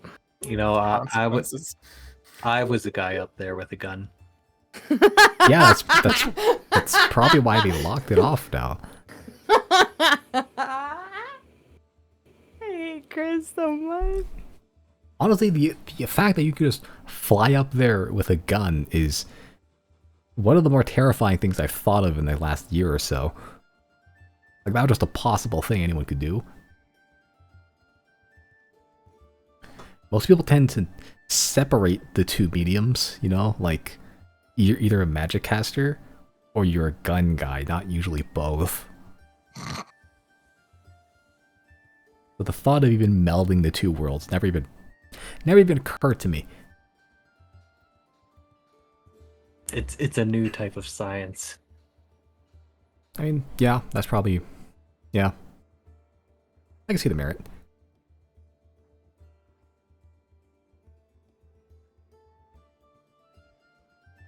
Well, you got your, yeah. Hi, nice to meet you. Again. When we need to find you again, where can we find you? Oh, you want my home address? I mean, yeah.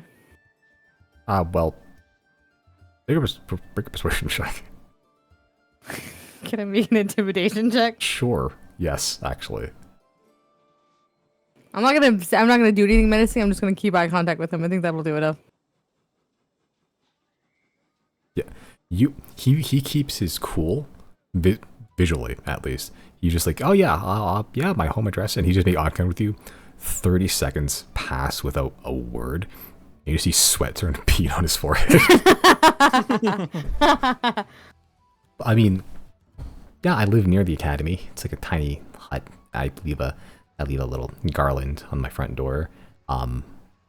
Please don't hurt me. I would never. You got jelly you're making for us, right, bud? I'll give him a big old pat on the shoulder. The sweat beads even harder. Yes, sir. Yep. You're doing great, kid. Mm-hmm. Yep. You're doing great. The face doesn't change, but he's now just like this Niagara Falls. It's like meme of the guy just sweating profusely, just like literally fountains of sweat. All right, well, get home safely. Yeah, yeah. I mean, he saved me the trek, having to walk hours. I'm gonna turn to Azik and just be with like, just tell Azik, just walk home with him. Make sure he gets home safe, please.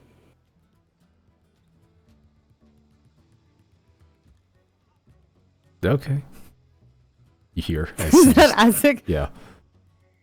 As he just like this giant flaming hellhound just like jumps off the carpet and just begins to walk alongside this nerd, pretty much. The fucking Timmy, the kid that plays Overwatch, has a giant Rottweiler they brought to school. Yeah, that's what it looks like. Did Azik's voice change? Like in world in game actually, did his voice change? No, that was just me failing. You're not failing. I just was checking to see if he got softer sounding after the contract was broken. He does. His voice itself didn't change, but his intonation did seem to. Like, he just seems more chill. Yeah. Okay. Like you have noticed the increase in jokes and quips. Okay. Cool. Okay. Save my boy from the system. Yeah, but now you have this nerd who is very nervously walking around with this hellhound, and he's certainly drawing attention. Because hellhounds don't just appear. But it seems tame enough, and this is a weird, semi-magical city, so it is a strange sight, but people don't freak out. Yeah. An exotic pet. Yeah. They did freak out when skeletons showed up, because those are undead. Those are usually very tame. I forgot that we used to just walk around. We just used to just walk around with skeletons. That's crazy. Richard kept a bag.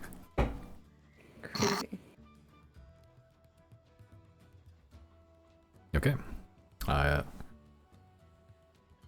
You turn to the dragon? Yeah, I will turn back around and head that way. Alright, so you begin to head that direction. Both of you make perception checks.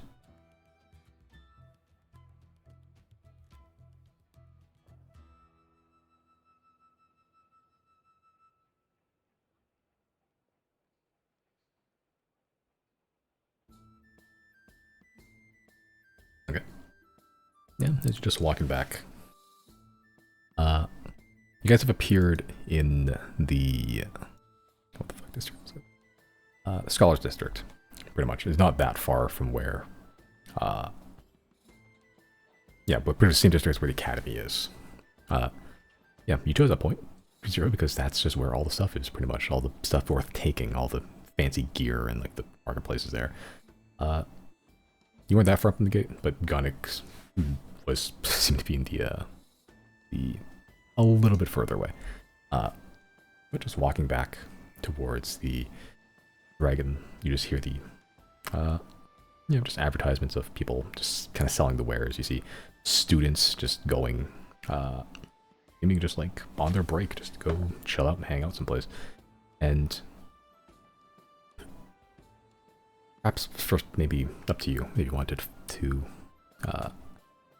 notice or feel this, but it is a weirdly for you now, a functioning city. It is a place where people seem to be happy, where people seem to be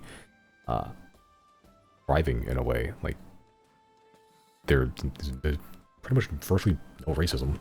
People, anyone can just come here and just start new life. But now, knowing what you know now,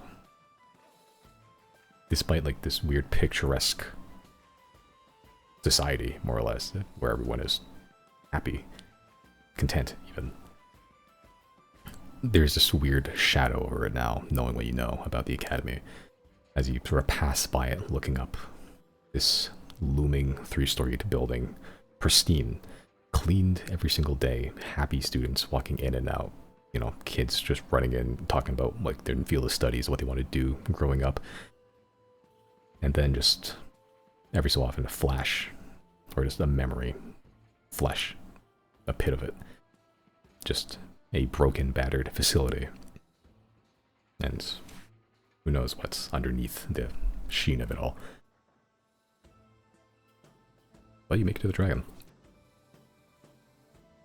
Same spot where we left it, there's a distinct dragon-shaped imprint where the furnishings are not. It's just like crates and barrels with just in the shapes of pressed dragon feet. You know, normally I'd be concerned that we weren't noticed, but I think we actually were. What makes you say that? Oh, remember that blob I was telling you about? Yeah. Figured you just It had like was- some stuff in your eyes. I get stuff in my eyes all the time. No, but it dispelled my clone. Oh, those gray blob dudes. Huh? Oh, you don't remember that guy that came in and talked about the contract? The contract. After we rescued you from the prison. Vaguely? I don't know, I was kind of tired that day, you know. Got imprisoned and all. What, they're still watching us?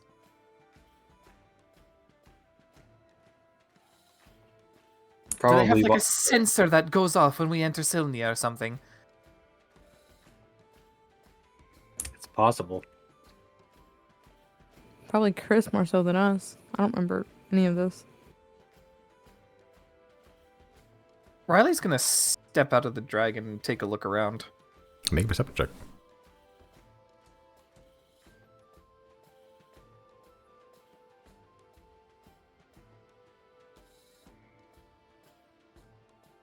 Okay. As you take a step off the dragon, more squeeze past the stairs of the dragon, you hop off and look around. Look around the roofs. Yeah, from your current vantage point, you don't see anything. It's weird as you see the interior of the dragon, but then when you step off, it's just blank. You can see straight through it. But as it current stands, I don't see anything. Bizarre. Alright, well, let's get out of here.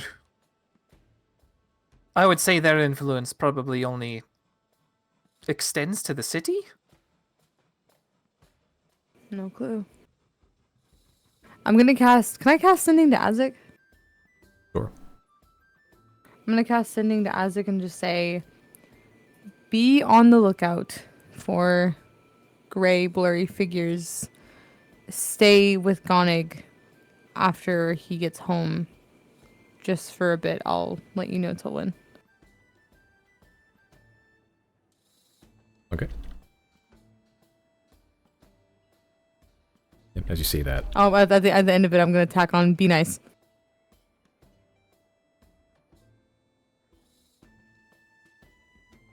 you get just a one-word classic Azek response as like it's pretty like semi-serious like request or order, I guess, to Azek, and you just get understood. He's such a good boy.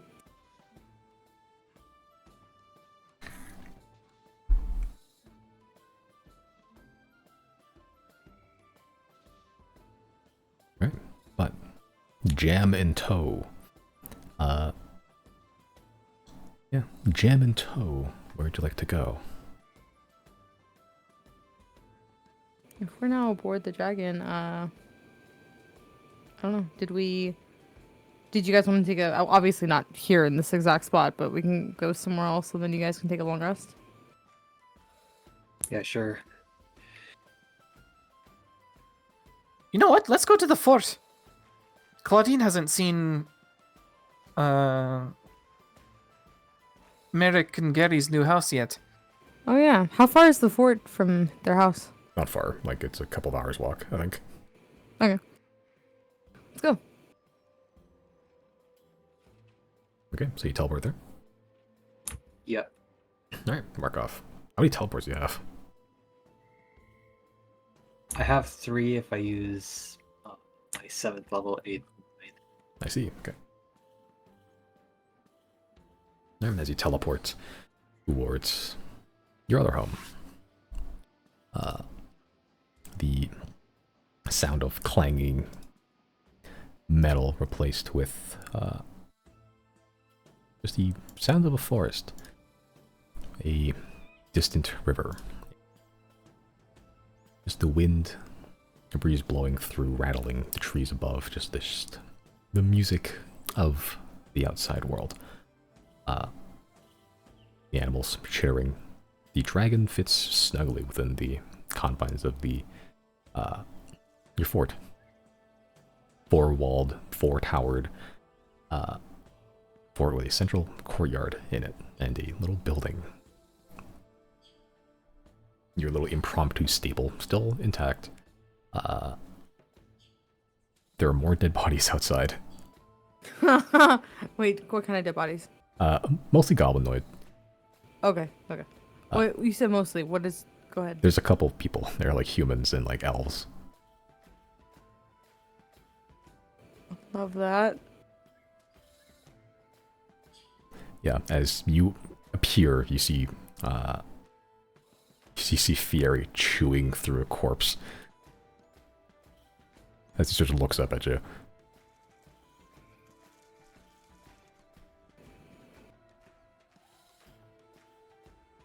Did Fury do this? Make a medicine check. I would like to loot the bodies while he does that. Sure, make an investigation. Judging from the wounds, all of the corpses were either gored, chewed through, or stomped to death. So probably. Jesus Christ. Looting through, you find a lot of trash mostly, especially from the goblinoid ones. You can gather goblinoid weapons, but they are not in the best repair at all. Pretty much any weapon you want, just shitty. From the couple of like humanoid corpses who did take better care of themselves, you do find a handful of pocket change, 9 silver and 32 copper. Hmm.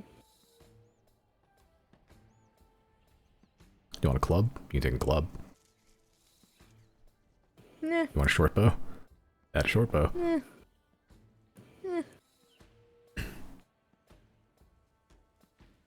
Yeah, but the corpses are kind of just strewn about outside. And as you appear, you're looting through, a tiny little horse walks up towards you, Zero. Yes! Sorry, I didn't mean to be so fucking loud. Sorry.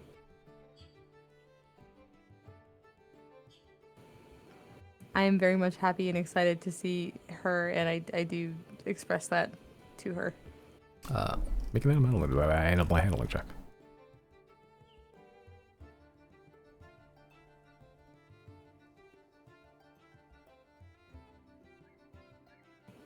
clicked it, I think. It didn't do anything on my end.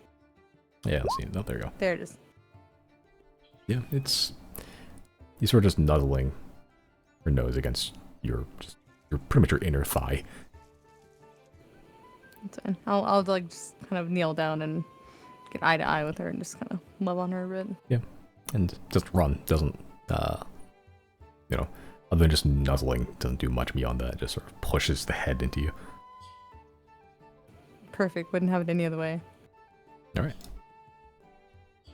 Can I cast haste on Puck? Absolutely not. Sure. Absolutely not. Yep. As you cast haste on Puck, Zero, you feel the nuzzling get twice as fast. Stop! And it's like drilling a hole into your pants.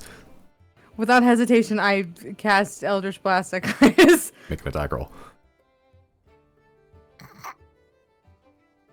What the fuck is it?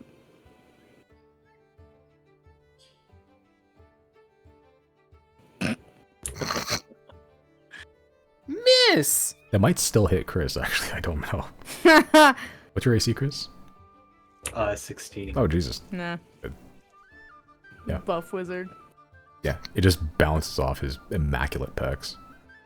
As the sudden energy and fire erupts from your hands, it frightens Puck, who zips around the corner at twice the speed.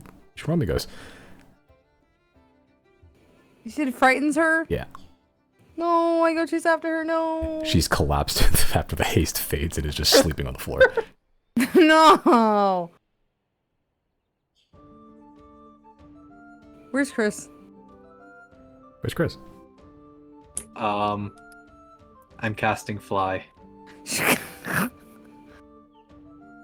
You cast Does that full- man ever run out of spells? I'm like, I'm killing Chris with my eyes, but I am just checking out my horse. Yep, she's asleep. He's just That's fine. normally asleep. I will remain with her.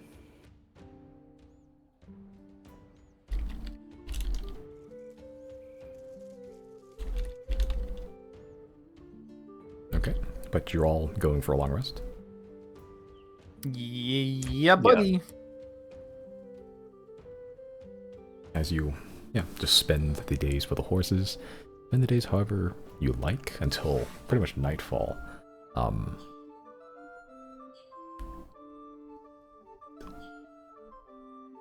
I'm gonna put Puck's body on the flying carpet so I can just kind of lug her around with me. You light it up, assuming Isaac's not on there.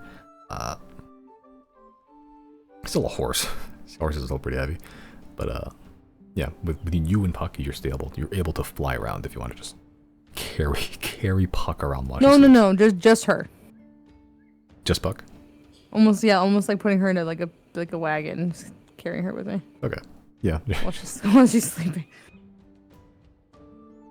Yeah, easy enough. Just lugging her, literally just dragging her around. Yeah.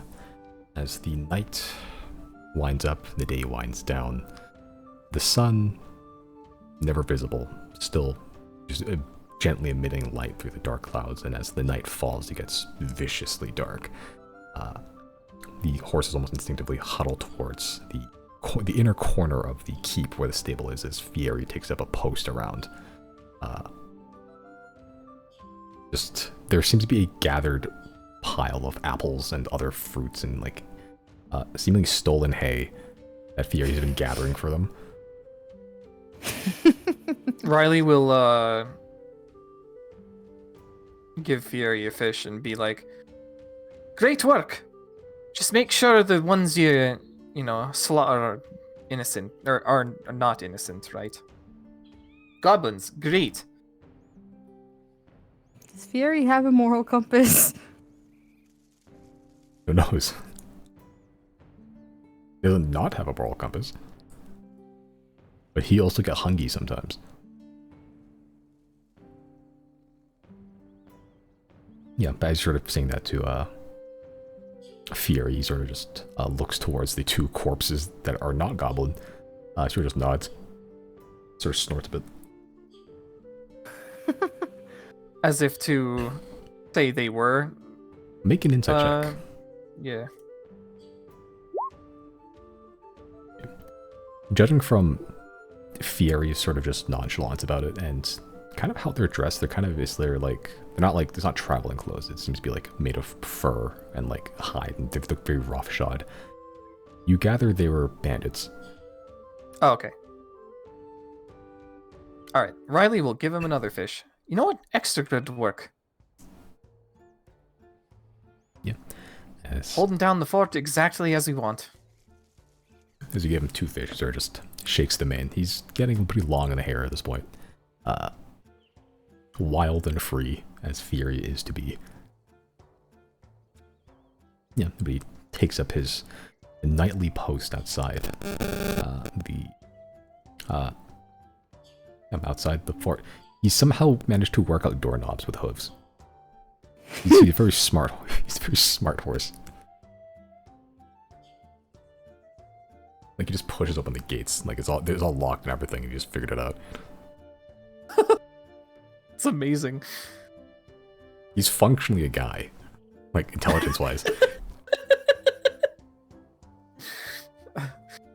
I have a mouth, but I cannot speak. Yeah, like he's a smart horse, very smart. Yeah. If there's any interactions you like for the day or the night. Otherwise, we can go to break as well. Sounds Yeah, I good. think just long rest. Okay. All right. As the I will note, the tired is creeping on me. okay. Well, we'll see where the session is. All right, but for now, we can go to break and see what's going on there. See you in like Hi. 15 minutes.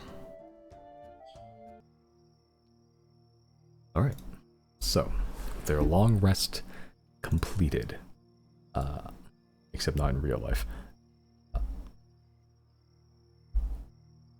It is currently the middle of the night. You went to sleep roughly around the afternoon or so. And it is roughly 10 o'clock. Wait, nope. Yep, 8 o'clock. I read that wrong. What would you like to do?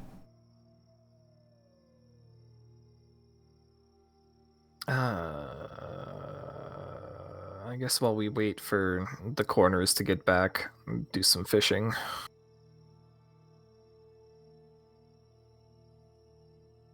Yeah, the coroner's still with you. Oh, they didn't go? Where are they going? Can I? To Merrick's house. Oh, I thought you guys want to go together. Oh, I didn't know. Okay, I didn't that's either. fine. Well, I guess we could go now then. What was it, Are we Brendan? going to Merrick's house? Yeah. Well, you can, like, I didn't know where the corners were. Like, which one? I thought, yeah. But, yeah, the corners can go on their own. Check out the place. Yeah, they are their own group. In some ways. Though their immediate wants and needs do, at this point, intertwine a lot with your own. Just the whole, world coming to an end and invasion stuff. Yeah, but what's the purpose of this? Yeah, the long rest concludes. Everyone gets their 8 hours or 4 hours if you're a dirty, filthy elf. And partway through the night, the corners, you come back to the fort. Fieri at first on guard, but then recognizing the like 4 foot short king, Merrick. He's not 4 foot. He is short. Isn't he? He is? Oh, yeah. He's not, well, short is relative. He's like, despite how hunched and just like brick shit how he is, he's not like tall. He's like average-ish. Low He's average. human, right? He's human, yeah. Okay. Like, pretty much all of you are taller than him. Oh, even Claudine? Even Claudine. Like, Claudine just barely, but yeah.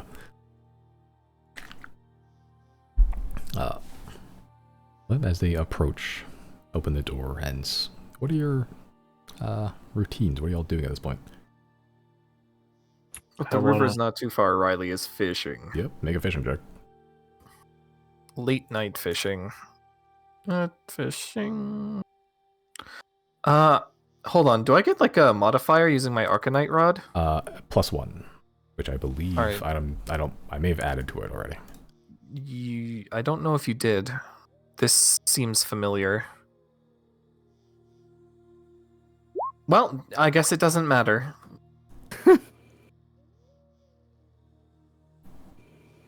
Shimpo. Yeah, I did add +1 mod to it. Oh, okay. I can tell Bowen's tired because he didn't fucking go pogger singing yeah. nat 20s on a fishing check. The energy to react to this is like not there. This is poggers though, can't lie. It's what the kids might call Komodo hype. All right. It wasn't that long when, well, it was a year, but like the last time you were here a couple times, you were traveling through here with Yule, I believe, or at least, no, or yourself. I'd left him behind already. By then, yeah. But the second time before that, you were fighting a shark that was floating in mist. The water's deep and just unbreachable by light. And you thought it was super deep and you busted your ass. It was not. But that taint has been cleared now and is just a pristine, cool pond in the middle of the night. Some of the, how cold it is, there are still some lingering insects, fireflies beginning to pop up. The lights, almost like this, this light show in the middle of the forest as you're just surrounded by the sereneness of these woods. Just cleared it. A breeze blows past, cold but not unwelcome. You feel close with your god here. And from what Yule told you, this is close to, or maybe is, your birthplace, I suppose.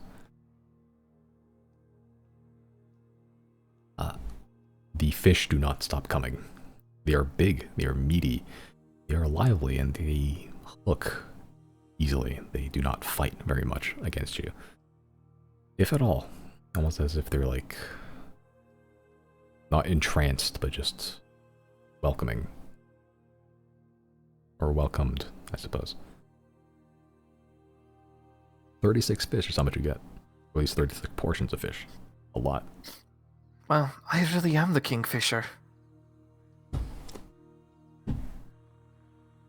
Someday I'll invent a fishing mechanic, and by then it'll be too late.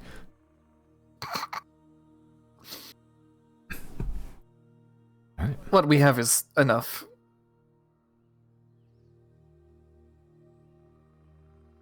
Alright. Zero, Chris, what are y'all doing? I will sense the chaos in the world. He's meditating on it. Sure. Make Yes, a disturbance in the force. a religion check.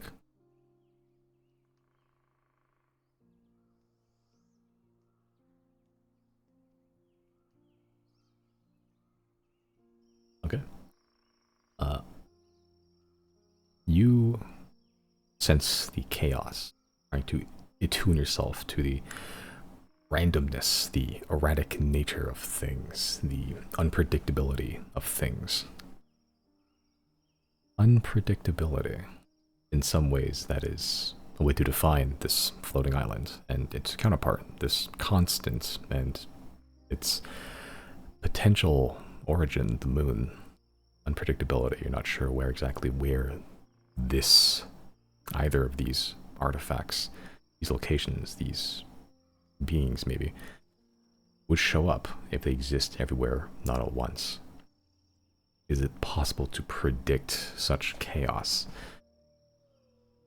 For now, you don't have an answer, but you let yourself flow into a sort of fugue state in a way. You don't have any sense of feeling around you in a different way that when you were meditating, where you're sort of just focused on nothing. You're focused on everything at once in no particular order. You hear sounds of nature, and then you think of the sounds of cities.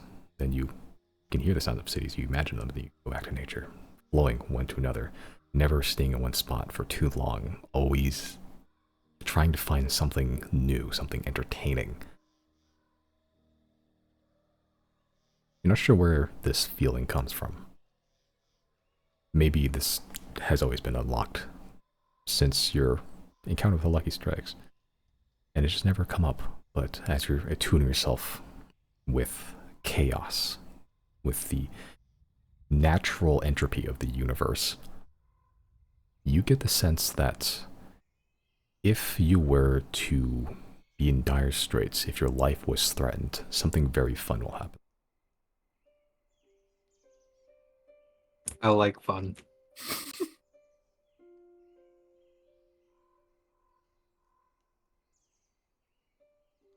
Zero, what are you doing? I am going to. I guess are like the corners back here. At this moment, no. Okay. I guess I will just head outside, and I'm going to kind of just be waiting on for Claudine to show up, and I'm just gonna be out there, just kind of hanging out with Puck and playing with her, trying to bond with her. I mean, because like she got her fucking power nap in, I would imagine with us anyway, and she's up and at 'em, so just gonna hang out with her for a bit and just kind of wait to bug Claudine when she gets back. Make an animal handling check. Okay. You are making headway. You are beginning to bond with Puck, with, I forget what color she is, but I'll figure it out later. Yeah, this tiny little horse, just fucking a year old, if that. And just, yeah, you get the feeling that she's beginning to imprint on you. Hell yeah. But eventually the hours pass as about 2 hours later, after you all wake up, the corners do arrive back at the fort. Fury, the sort of warning snort sounds, but then eventually the gates part. Fury, not goring them to death outside the walls like he does normally everything else. As you see the well-rested Claudine, Merrick, and Gary reach the perimeter of your fort.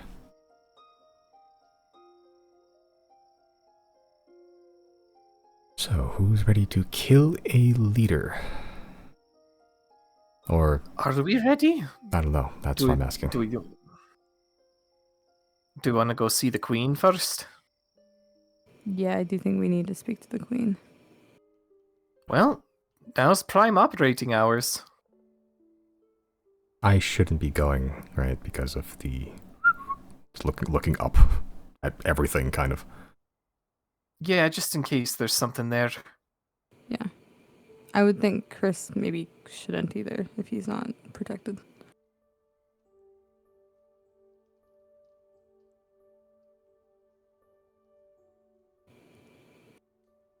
Well, Obethus is right there. We could make way on foot. Yeah, well, a couple days walk, but yeah. Yeah, I didn't think about that. Yeah, okay. Wait, because my teleportation doesn't reset until like a new dawn, right? Correct. So yeah, never mind. I cannot bar from the wizard from coming with us. You I'd still rather could. I'd rather Chris be there and we get scarred on that way than Claudine be involved and her be shown as like a traitor. Because I still think if we're lucky and they haven't scried on us already, they're not going to immediately tie what we're inquiring to Claudine. So I mean, I suppose that's fair. So yeah, Chris is more than free I to get- come. Yeah, the assumption could be that we're trying to get more information on the Arbiter. That's true. Okay. So, Chris, you're teleporting your two compatriots to Obethus, or you have other plans?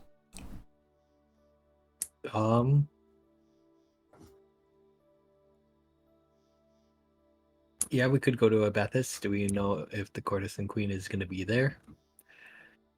That's a good question. Actually, before we do that, I will cast sending to the courtesan queen and just ask them, where can we find you this evening? You get back pretty immediately. Like Riley said, prime operating hours. Oh, well, I know you're coming by. Just show up anywhere in the red corner. I'll find you. Alrighty, so red corner, it's easy enough, but maybe if we want to head to that I forgot what kind of place it was. That I don't want to call it a tavern. It was much more than that. It was much nicer than that. The place that we met with the commission at to discuss things in private. Yeah, the Golden Gala. Yeah.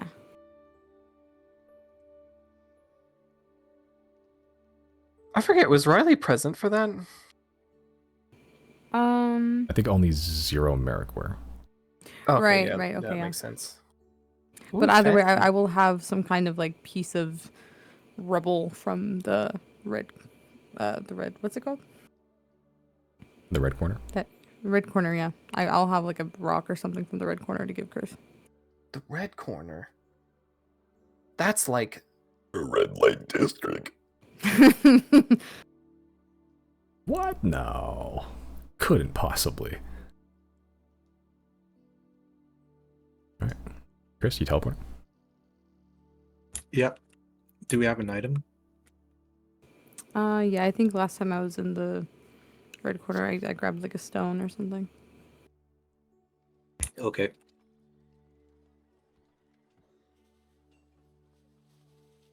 Okay. As you use that item to, lack of a better term, yeet yourselves across time and space, being folded into nothing, then unfolding into a new space. The same space you've teleported, I think, a couple times already at this point. This sort of alleyway in the rich part of the neighborhood, the Gemstone Center. A ways away from the red corner, but it is your fastest route into Abethus without walking a couple days. It does take, Abethus being a very big city, some time to get to the red corner. But you managed to make it without issue. And as you get there, you've been here once or twice. Some of you more than others, but like around this time, close to midnight, this neighborhood tends to burst with life. The sound of just rabble rousing and just general happiness and just jovial antics, and maybe going a bit too far in one direction. And those people get sorted out by these pretty muscly bouncers that seem to be just keeping an eye out, keeping some sort of order in not the roughest part of the neighborhood, but certainly the rowdiest. Or to see broken glass bottles on the street, just from drunken brawling, or just generally people wanting to break shit. You see just men and women just offering themselves up for the night, and some people partaking of those services, being led into private little sectors where who knows what's happening. Could be anything. But as you're sort of walking around trying to just look for any sign, eventually this fairly tall, orcish man, kind of just not scarred up, but very rough looking. Despite that, dapperly dressed, a black and white suit, some golden cufflinks, and the ears seemingly pierced with 3 rings of hanging silver. You are the Xodiacs. Depends on who's asking. I am a representative of the Queen. Then we are, yes. The orcish man gives a deep bow. I am Yorla, aide to the Queen. A pleasure. I bow. Not necessary, but I appreciate your candor. If you will follow me. And he just turns and begins to walk. A very familiar street, actually. Very familiar alleyway. Very familiar golden railed staircase downwards into a golden plaqued room. Into a goldenly lit room. The Golden Gala.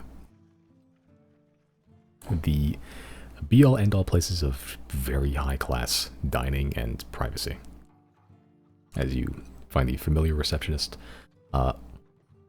seeing the orcish man, seemingly just waves off his presence and just allows all of you in, and you see at the far end, in a very similar recessed square spot with a table in it and a set of curtains, a ring around it, a person of indeterminate gender at this current state, but impossible to not notice the blue and pink clothing, jewelry, makeup, hair, shifting in whatever shape or form that they wish. Eventually, Yorla sort of just guides you halfway and sort of just bows, leads one arm towards that table, just allowing you through.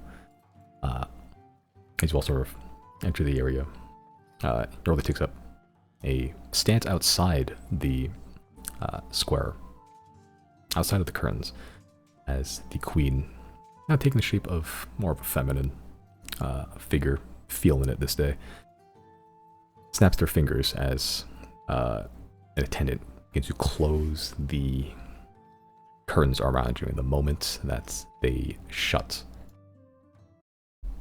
silence. The most silent silence you've ever heard. Zero, you've done this before. But Chris and Riley, this is a very jarring experience. You can see the lights outside, the dancing of sort of floating golden candles, the shadows of people around. You can see them talking, laughing, but you hear nothing other than the sound of your own beating heart in your ears. The blue-haired, pink-haired, blue-pink everything, somewhat kind of spray-tanned skin today, at least. Looks at you all. So, it's been quite some time. Quite some time. Well, doubtless you know what we've been up to. Here and there. Congratulations on your boat, by the way. Thank you. It still has yet to take its maiden voyage. I'm a little bit down about that, but we'll get to it. Couple kids playing on it. As long as they're not breaking anything. I think I'll leave my tidbit to myself. So, what can I do for you tonight? Here I was, just enjoying a champagne, some of my friends, or what I call friends, at least for that night, and Zero ringing in my ear. I'll give the courtesan queen a little wink. Normally that's my thing, ringing people's ears, but I'll make an exception this time.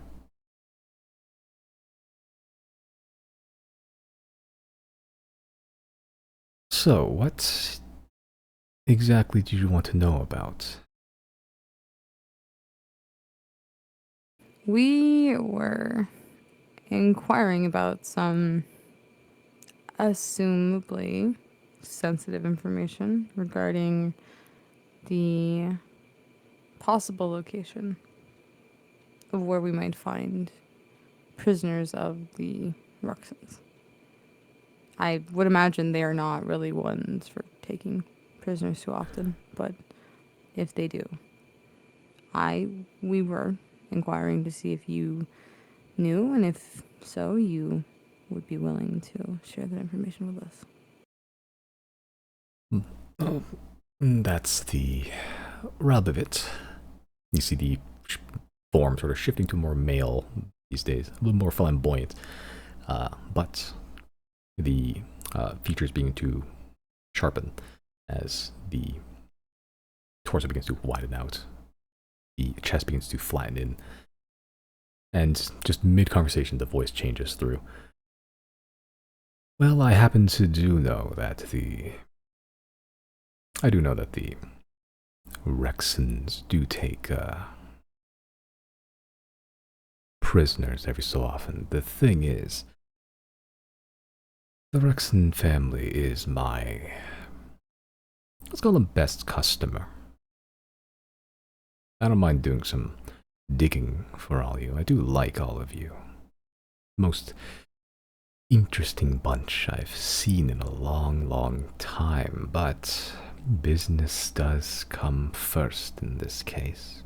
I wanted to meet in person because, well, you can't pay me through a telephone call, can you? It's true.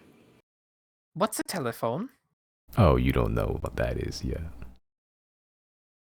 What's your asking price? Hmm? What's your asking price?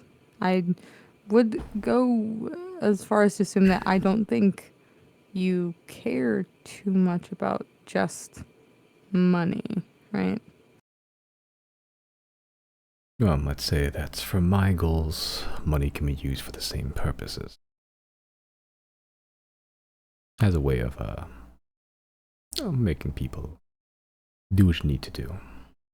All the business expense.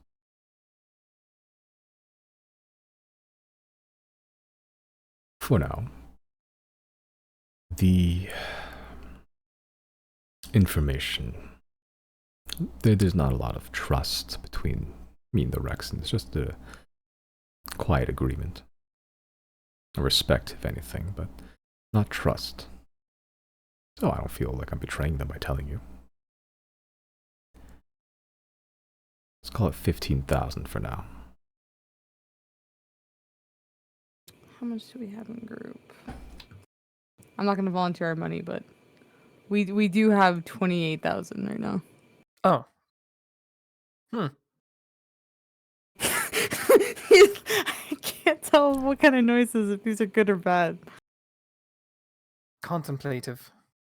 Is it possible to lower that price slightly? Also consider how much you're willing to value a favor from the Zodiacs, or myself. I am sneaky enough.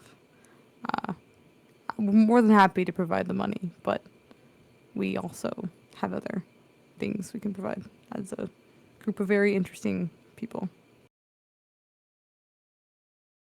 They sort of lean forward. They already have like this charcuterie board all set up and been picking at it for a couple minutes before you've arrived. Takes a little toothpick of a grape and just slowly just peels it off and just chews it. Well, you know my trade. The form begins to shift back into more feminine form again. You know my trade. You know my, let's call vices. Well, I won't say vices. More like, I don't get my information from just picking off trees now. So, if you have any juicy little gossip you can share with me, maybe I can lower it down. Depends on how juicy it is. Are you aware of what Sylvia is working on right now? That one, you got me. No, I don't. They have a tendency to be very, very, very protective of their trade secrets and the people that I can pay off while they're not too deep in. Well, Sylvia illegally found access to a nexus point belonging to the invaders that I think we've previously told you about in Cal Bay. They snuck in and gutted the place, taking with them, we believe, possibly biological samples of some kind of flesh creature that can and has been previously used as a weapon. It took, 8 of us to take one out the other day. It's very dangerous. And now, that was about a year ago that they did that. Now they are utilizing it to do some experiments regarding making new limbs for people, it seems, because there has to be, some kind of benefit that is actually like something that could actually go public, I would imagine. But they have access to something that is essentially like a bio weapon now, and they've been having at it for about a year. And Cowboy knows about the infiltration of Silnia into their country. Now that could get messy. Cowboy, Altus, Silnia in particular, they don't have a friendly relationship. To be honest, other than the allies of Silnia, most people don't like Silnia. We This is out found of, that out the hard way. this is out of character. Did we give that guy a gun, or did we just joke about buying a gun and giving it to him, the blacksmith? You have not given him a gun We- yet. Oh, okay. Joked about it so far, Yes. but I wasn't sure how Yes. far you're going to be taking that.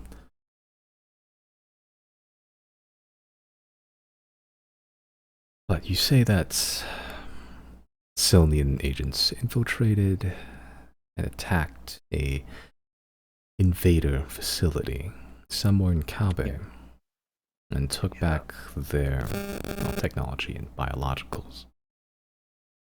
Apparently. Hmm. I'll show the queen the pin that I found. Here's the little pin that I found off a body. You can also look to the wizard's head. He's got some strange piece of flesh he has creature. a nasty thing Yeah, with him. amalgam has been stuck to your head this entire time. Like a starfish. Pretty much, yeah. It was 3 tendrils that fused into one.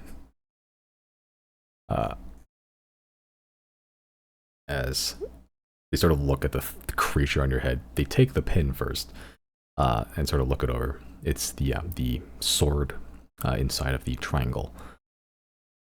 Yeah, that would be the Salvo Guild of Silnia, the Academy Arcana. That was the lead guild. Makes sense. Anytime wet work needs to be done, it's the Salvo Guild, whatever arm that is.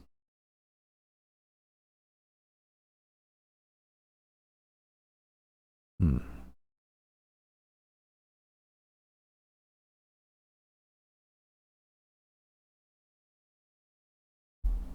That thing on your head. You just, found it inside this facility? Not on the facility, but where kind of flesh being who could cast magic kind of infected the area, and there's a tree, and this thing was the tree basically, and I went to hug the tree because I didn't know what else to do, and they wanted to come with.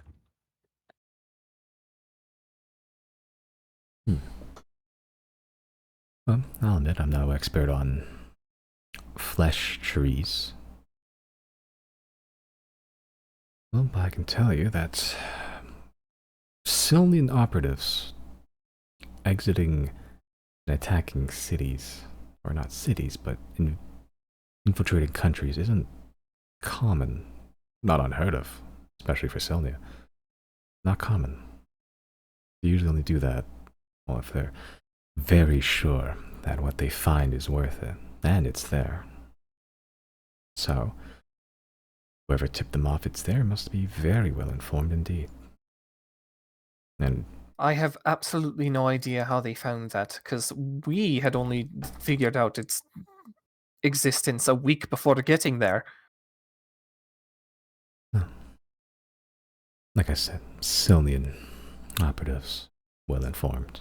I don't know how they got there either. I didn't tell them. I didn't know about it till now, but thank you for telling me. Either way, this is, let's call it troubling. Not usually so brazen, these academic types.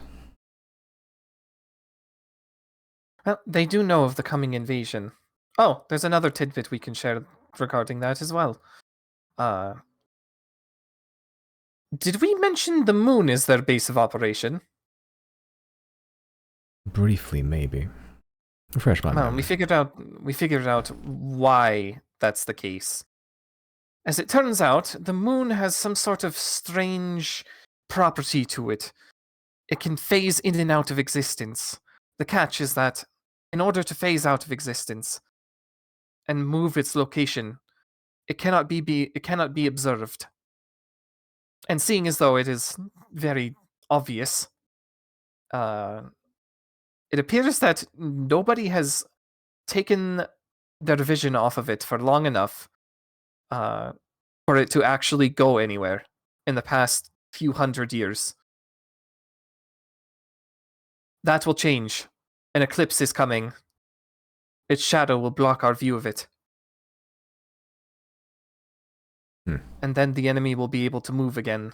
That's our timeline.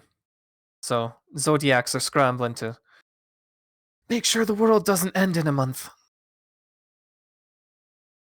Make a persuasion check. Do Come on, Bard. persuasion. Decent. Yes.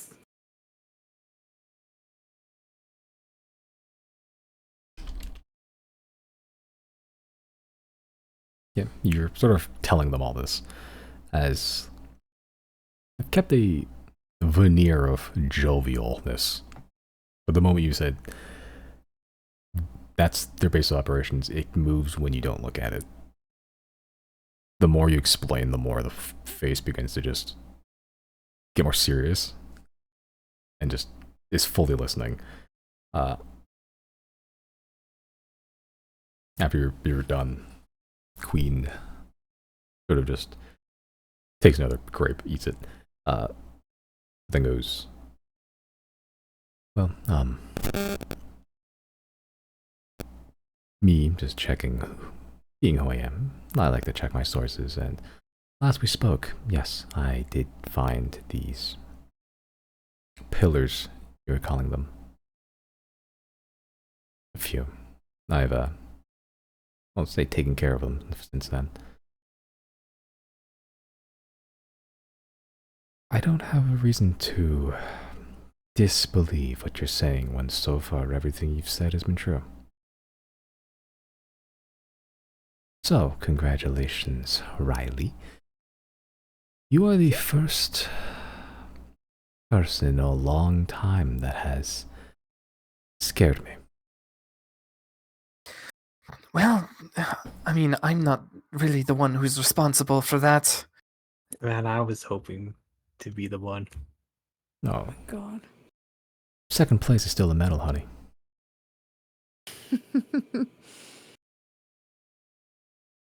You know, it's just as terrifying for the rest of us too, right? That's why we're so desperate to stop it.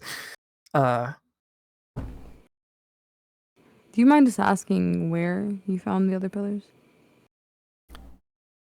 Some of them on the mainland. There's a couple in the Silverwood. But my net spreads wide. Howrah seems to be relatively free of it, actually. One I found there. I have a little, few fingers in Sot. Not a lot of, activity, but they are there, too. The mainland's the biggest egg to crack. A few insane, but, you know, not a lot of harm they can do when they're all so isolated and the rest of the things they can infect wants to kill everything around them anyway.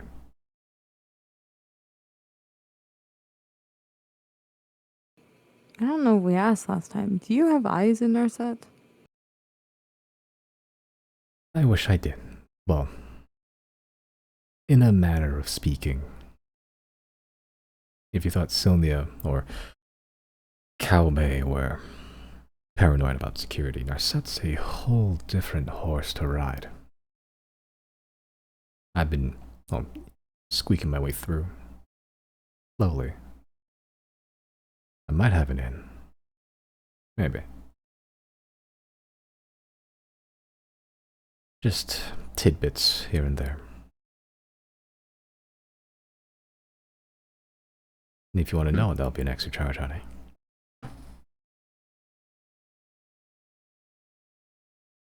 A little bit of curiosity. Well, Narsat isn't the only place you need to get your ears and eyes on. This world is far larger than any of us thought it was previous. There are 2 Hydra-sized continents nearby us.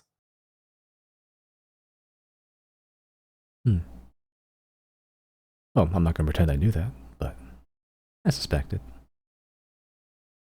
Not 2, but...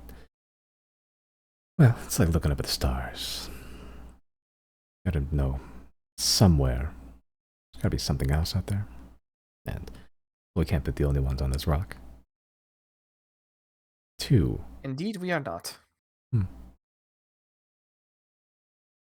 Stopping us just sailing out there. We've tried. None of them came back. Well, something's fucked up out there, or maybe the ocean is just too large. That is also good information. Imagine being the first to find a new land and coming back with all the tales to tell. I think I know what I want to do when this is all over. Could use that boat with the is being raided by the kids right now. Captain Riley, finding fish of the New World. Well, We have to get there first.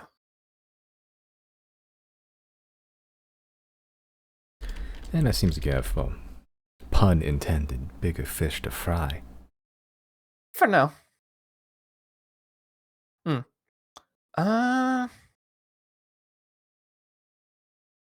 I think that's all Riley is comfortable with revealing. There's obviously more we could say, but we'll see if it's necessary.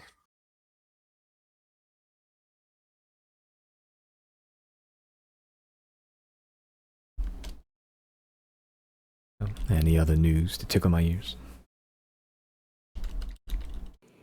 There is a group of, I don't know what to call them. Not philanthropists, but truth seekers, if you would, that have found a little frozen pocket of this infection, the pillars. The leader of it believes that he can possibly develop a cure for the virus that the creatures from the pillars spread. We're going to be helping with that within the next day or so. But that's something to comfort you through the rest of the news, I guess.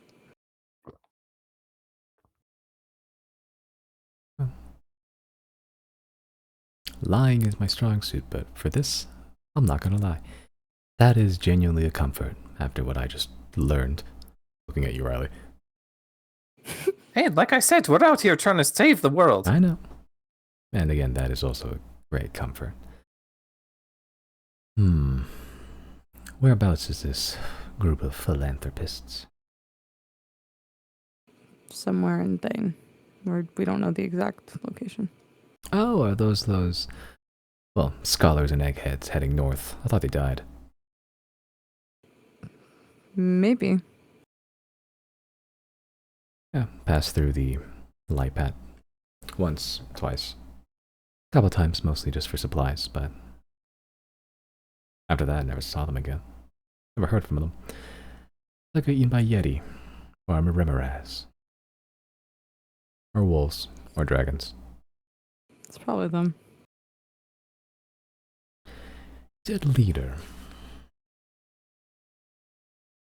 Who is this leader?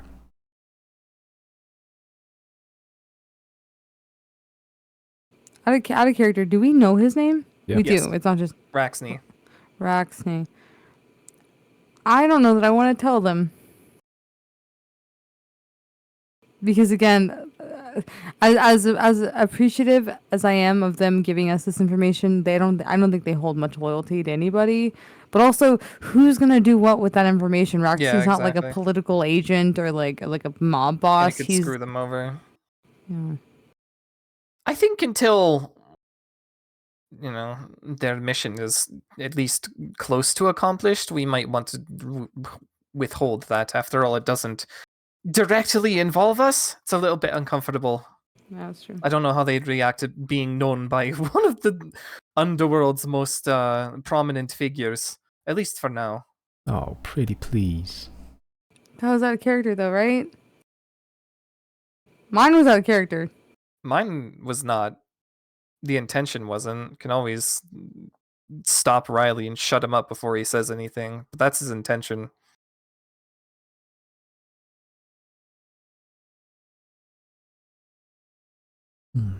Oh, so you're not going to tell me. They go by R, is all I know. I will happily roll a deception check. There's also a Luca.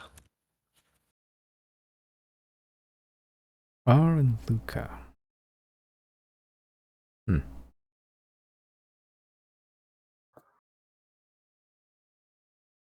Well, doesn't ring any of my bells.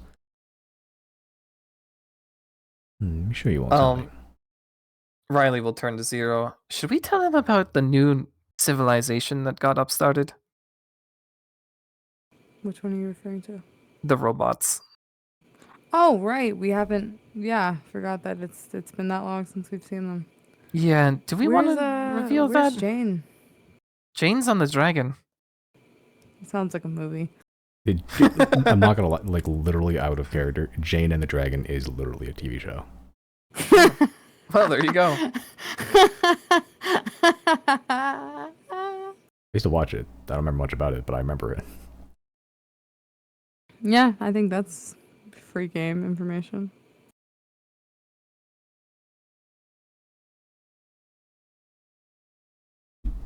It's what? I said that's free game information if you want to tell them that. Sure. All right. Well, I guess we can share another tidbit.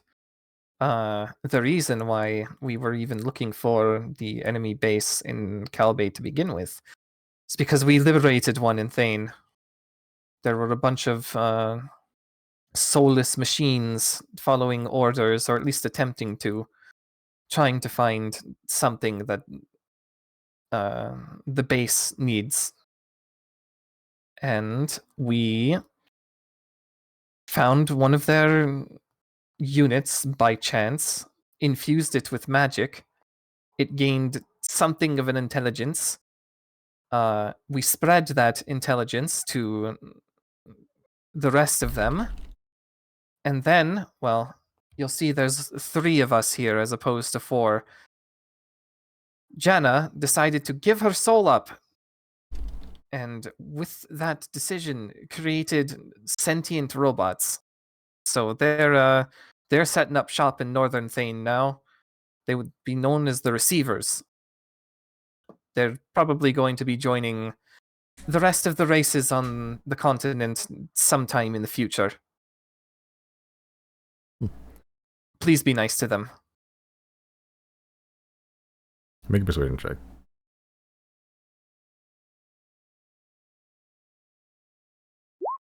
Oh no. Do I Destiny Bend? Or not Destiny Bend. Do I Inspiration this?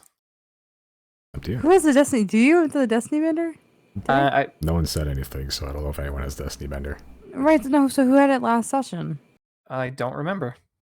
It wasn't me. I haven't had it since like the first time we got into Calbay.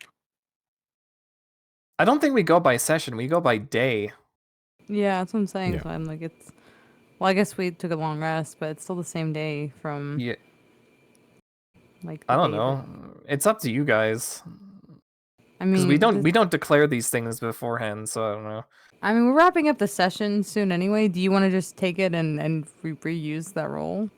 Simon, I want to say bullshit you is that? had it. I want to say you had it last session. It was I used the Destiny Bender to re-roll in the when I was talking to Arima. Oh. So that was a few Same. sessions ago.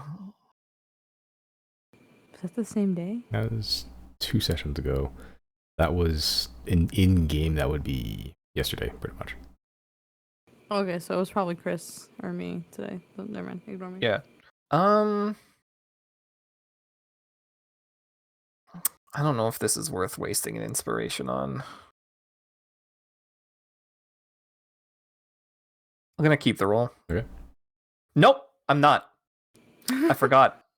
Something that you can fuck me over with later. Let's see. Roll a bardic inspiration die, add the number rolled. Yeah, I'm gonna use Fool's Luck.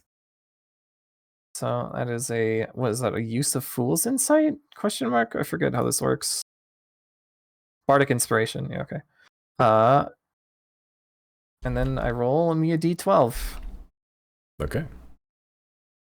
And you get to keep whatever I roll to fuck me over later as well. So that's a 20 now. Okay. So I keep the 7. I can subtract from Yep. any of your rolls in the future. Correct. Sick. All right. I hate that. Once, obviously. Right. I totally. Yeah.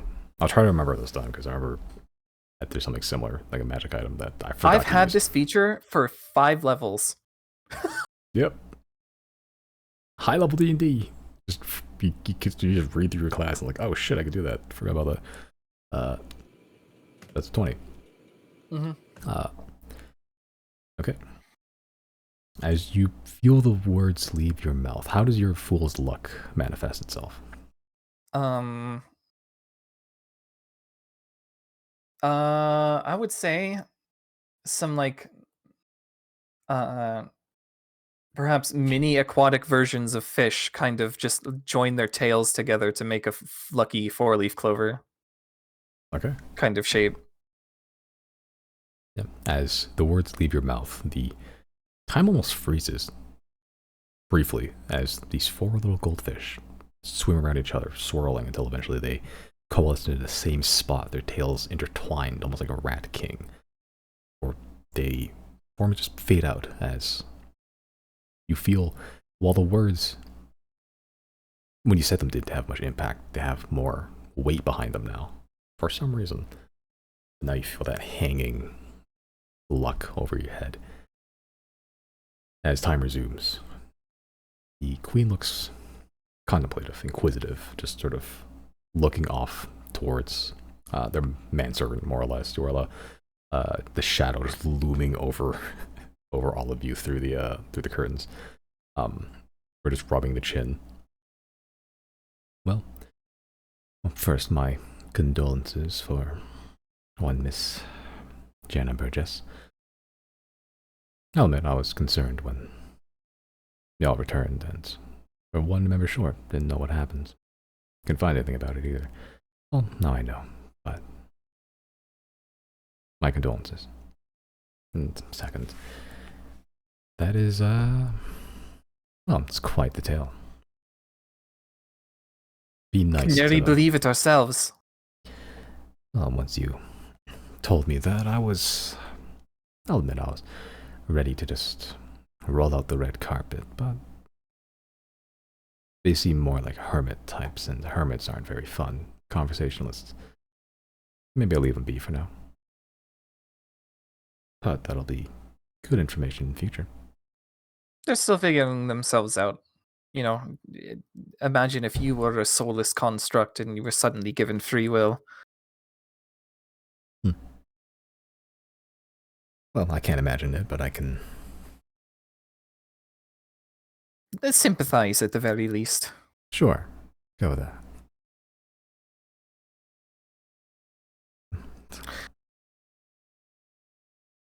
So, in a nutshell, that's what we've been up to.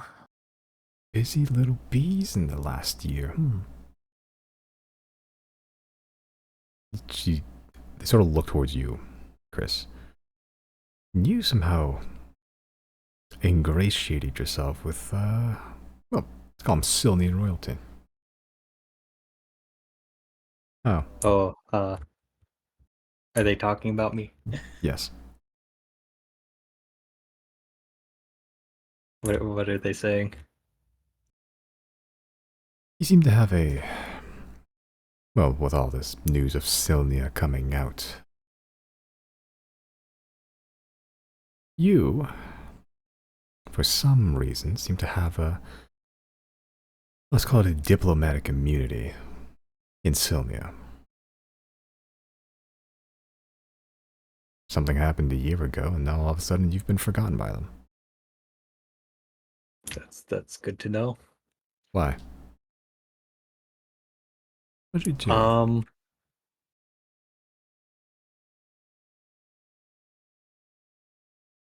Well, there was one time when they came into Mazmazok's office and raided it when I was there.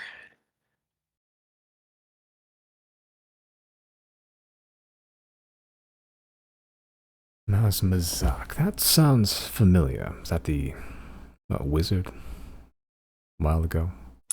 Yeah, about like 250 years ago.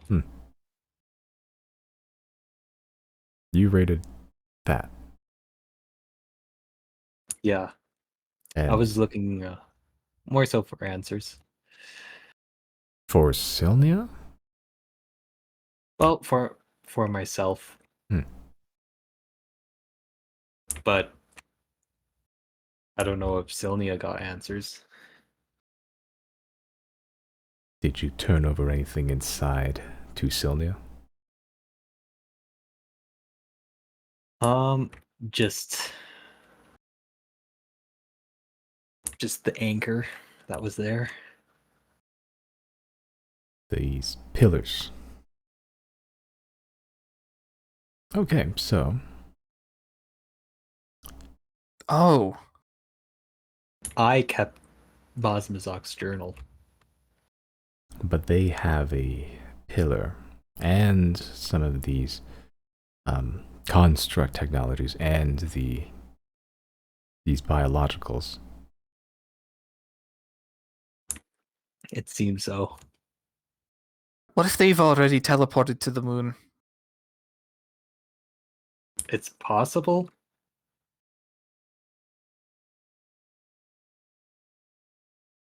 Well, they didn't blow it up yet, so whatever they're doing, it's either a slow burn or teleporting there is a fool's errand. If they did teleport there somehow, well, there's one thing I know about Sylnia is if there's something to gain, they are sure as shit gonna exploit it.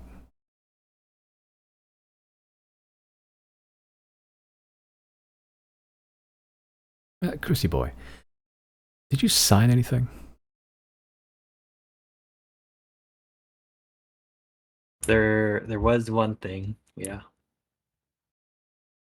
But it was the only way I could have gotten out of that situation and also get Riley out of his situation, which was being stuck in the prison. Wait, you're telling me they let you break me out? Pretty much. Huh. I just thought we were really good at jailbreak. Oh no, you probably were. From what I could tell, let's call them the workers, occupants of Black Harbor, had no idea about the prison break. Just some pieces were shuffled around to make it easier for you to escape. You know, streets being unpatrolled, or people suddenly turning a blind eye. They say anything about all the shit that went missing? Oh, they weren't happy about that, but somehow that got silenced too. Looks towards you, Chris, and I wonder why. Well, if you sign something, I would be careful.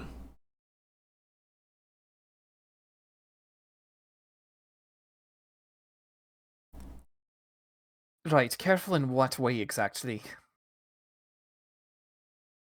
Well, it's a lot of questions for, well, someone with such an empty purse. She'll hold out a hand. We gave you a lot of information. Yeah, how much will that credit us? Oh, no credit. You're just paying for my dinner. Oh, Is Zero, your you've been din- here before. How much does this place cost?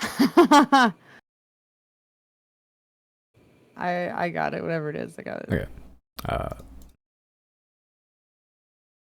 I know it's here somewhere. No, I don't have a menu here. Let's go like 15 gold, which is a lot for a fucking charcuterie board. Yeah, that is a 15? lot. Yeah. I was expecting way more. Yeah, as he's palm 15 gold. And that's fair of me to give me a lot. So, well, first off, that original price 15,000, let's call it 5,000. A lot of information. But as for that contract, how familiar are you with onomancy? What a Mancy? Onomancy. Never heard of it in my life. Yeah, most people have. Haven't. Have I seen anything on it? I'm making an arcana check.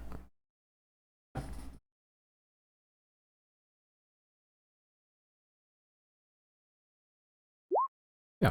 Onomancy is the magic involving names. Of it involving like invoking the name or title or generally the thought of a person or somebody. It's not like a hugely used school of magic. It's mostly a supplementary part of a magic, like a spell or something. Like in a way, the sending spell is a type of, there's an onomancy component to it. I see. Yeah.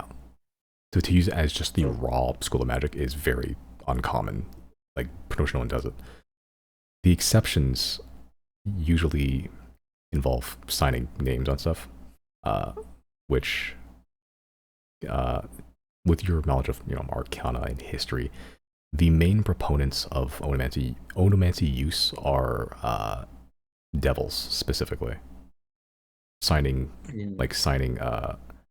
binding contracts regarding people's souls and minds and bodies and stuff and where they go after they die. Like, onomancy is a big part of those contracts. I see. Just something fun will happen. Okay. Yeah, I do know a little bit. Well, I don't know how far Sylnia got. I know a couple of years ago they're floundering around with the concept of it, but... And again, I don't have my pulse on every project or thing Sylnia does. They seem to have had some breakthrough with onomancy. A little while ago. 2 years ago. I don't know all the details, but I wager they probably made a deal with someone down below to make that magic work up here. I wonder who it is. And I wonder if I can, do you think I'm binded to a contract from the Hells? Honestly, I don't know. I don't know the details behind all the fiddly bits behind it. All I know is that whatever contract they have, it works. Wait, weren't you being followed earlier today, Chris? Oh yeah, those guys follow.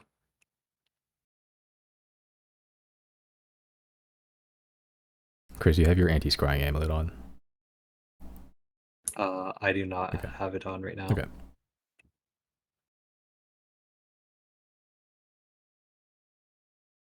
No, I'll be honest. Knowing that you signed something makes me a little less safe.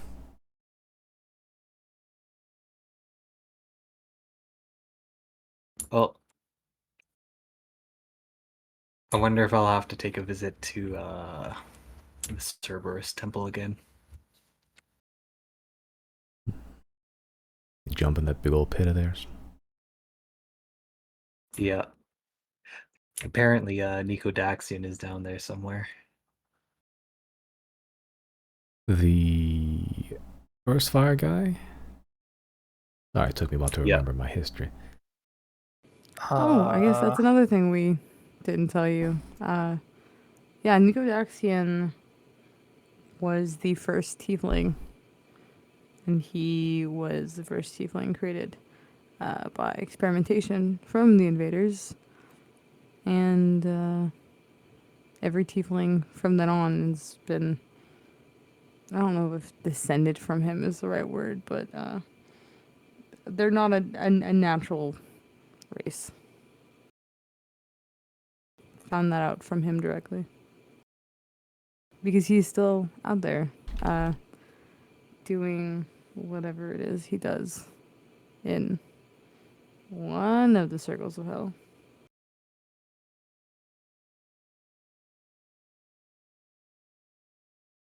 I was expecting just kind of like a fun, happy jaunt, but this is a lot of heavy shit.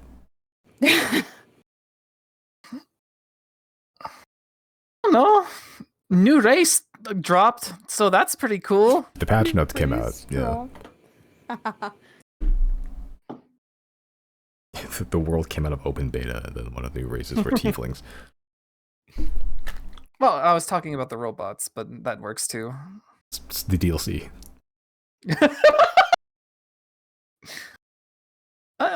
I mean, here's another cool first fire fact.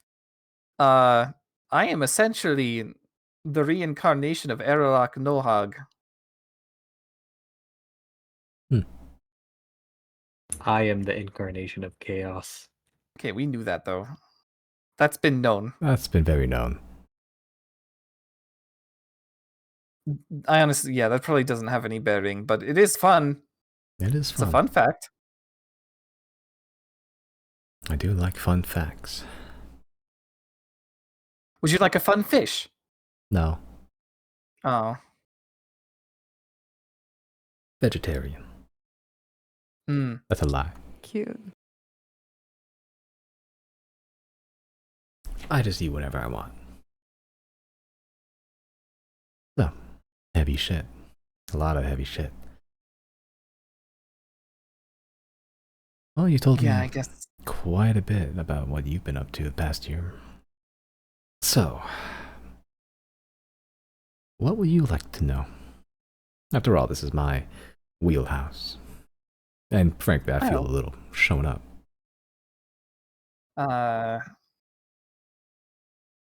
What was the Is- cost? 5,000? Let's call it 0 for now. Okay. Speaking of 0, you want to take the floor? I mean, my original question still stands. That's the priority tonight. And I think Where the Rexons keep prisoners. yeah. The Rexons don't, like you said, don't usually keep prisoners. Or if they do, they're usually kept locally. Important prisoners they keep in their manor, in their own personal dungeon. Very important prisoners they keep elsewhere. I'll give you a little bonus fun fact. What do you think of Weskin Rexon, the old guy in the wheelchair? Did we meet that guy? We Yeah, we saw witnessed him. I wanted to help him, but they didn't seem so pleased. Yeah, seems like he's already what's the saying? 1 foot in the grave. I would hope. The queen sort of laughs upon you saying that. You... well, half right, in a way. What, is he undead? No. He made a deal a long time ago. You know of deals of devils, right? After all, This one does, points at Chris. Weskin made a deal with a demon. Different distinction. Demons aren't usually privy to such agreements. The man somehow did. I don't know the details behind the history of it, story. But whatever the agreement was, the deal held up the end of the bargain, and he didn't. Or at least he tricked the demon into of keeping it. I don't know if the demon knows now. I don't know if it ever will. But in return for whatever he promised, the demon serves the Rexon family. And it's a powerful demon indeed. I understand you were attacked by some last time you were in Lipat. Yes. That'd be Weskin's doing. Yeah, a really creepy thing spawned from that. It's like a mind virus that gives you the worst nightmares. Oh, the nightmare show. Yeah, that thing. Yeah. I don't know much about it other than that it summons the big silvery thing. Yeah. Yeah, that'll desiccate you till you're dead. Ah, Drive good you thing we insane. purged it. Somehow. Well, tangentially related, or directly related, more like. Where they keep their very important prisoners is a very special little pocket somewhere in the abyss. It's right outside the footstep of that big old demon's door. Now, I don't know if what you're looking for is in there or just in the basement. I guess that depends entirely on whether you have names. Well, maybe. I don't know every last mook held up in there, and anyone that they deemed important enough to throw into the abyss, I probably don't know their names ever. I doubt anyone does these days. It was just over money owed, if that kind of helps with context. Money owed? No, that's not abyss thrown material. Thank God for that. Fuck.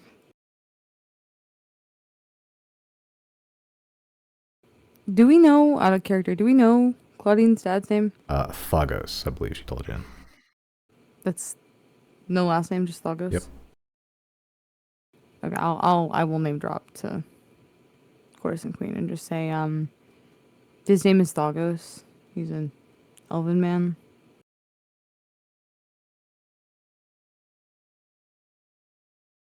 I think that was one of Rexon's pickpockets.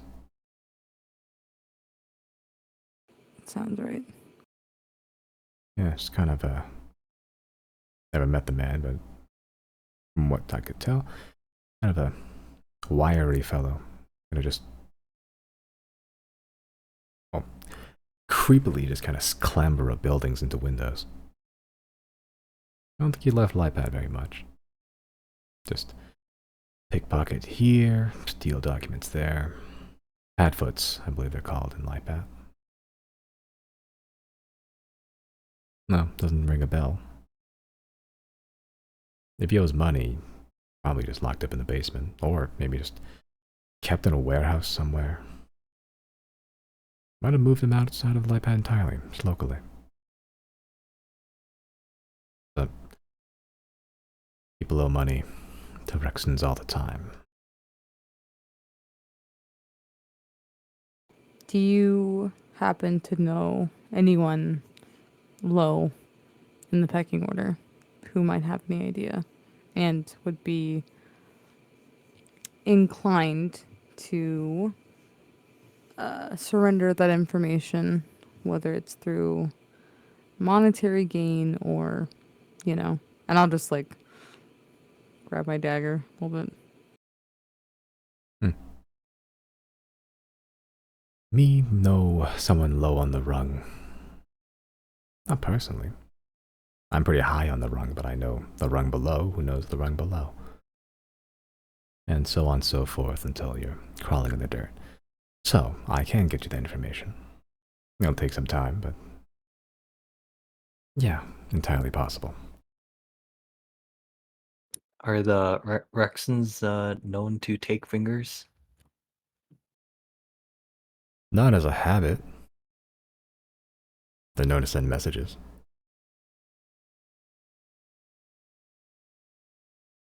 Yeah, the message they sent us last time was the Nightmare Cherub. I think right now we're looking for confirmation of Thagos still being alive. We know that somebody close to him received a finger with his ring on it to send a message that he is very much still alive, and now this person is doing the Ruxton's bidding because, of course. But we want to confirm that he is still alive, and if so, where we could find him. A ring on it. It would be possible for you to find someone that might know that. Yeah, there's a ring on it. Perhaps that ring is sort of the key. What do you mean? Well, it could take us, if we teleported with it, to the place, perhaps.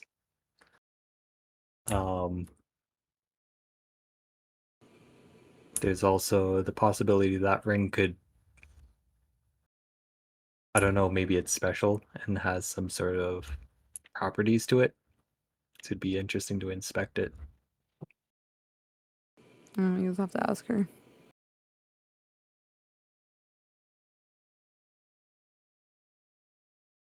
Well, if you gotta do your teleportation shenanigans, you can do that if you want to, but... Well, if you're asking nicely, I can certainly find out if this Padfoot Thagos is still kicking around the mortal coil. Yeah, what's the price on that? After all you've given me. A kiss on the cheek. From all three of you. Yeah, that's honestly a pittance. Riley will go for it. Just give him a peck on the cheek. Sure. All three of you kiss the courtesan queen. Sure, but can I use my wand as well? What do you With the mean by tongues? that? Ew. Okay. The tongues on your wand are bladed, but Oh, given that the chaotic nature, you can make them just wacky ass tongues if you want to. yeah. Sure. As you give the courtesan queen a peck on the cheek and then hold out the wand with tongues on it, they start like salivating more or less as courtesan queen just sort of pulls away. Ew. Not tonight.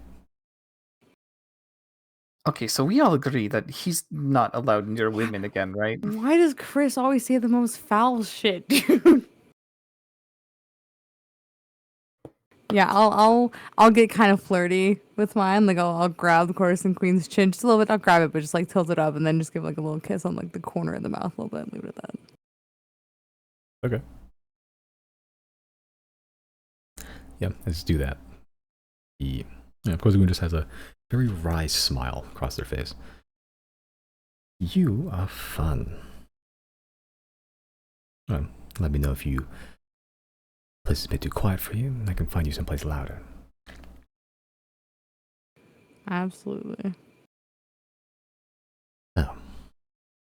I'll find this Thagos. Anything else you need from me before I take off and start screaming down the chain of command?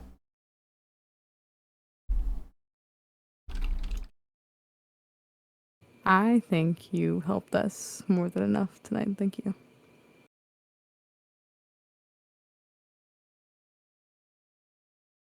Yeah, I can't really think of anything pressing at the moment.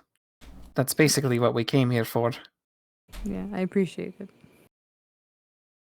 And our friend will too.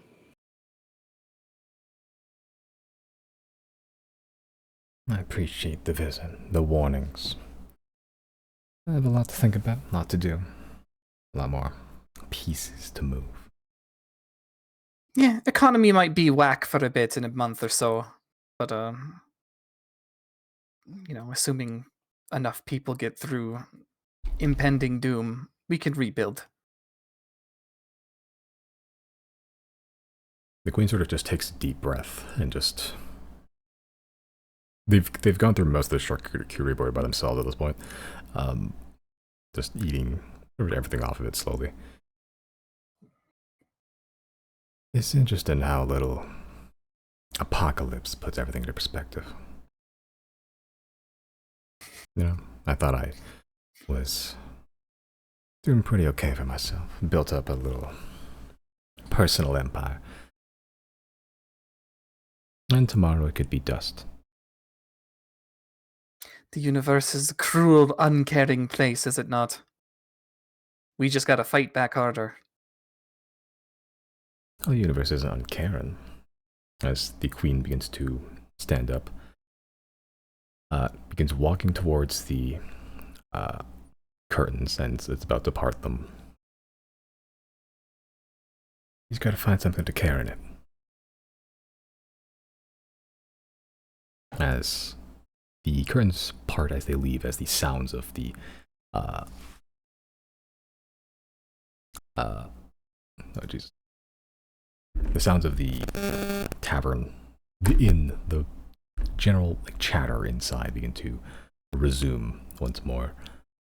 Just immediately, this floodgate just opened up as the queen begins to leave, and the manservant, the queen's aide to Yorla, also begins to follow ahead, just giving a small bow towards all of you before leaving, just allowing you to sit, the three of you, in a quiet, private space at a very nice, very, very nice restaurant.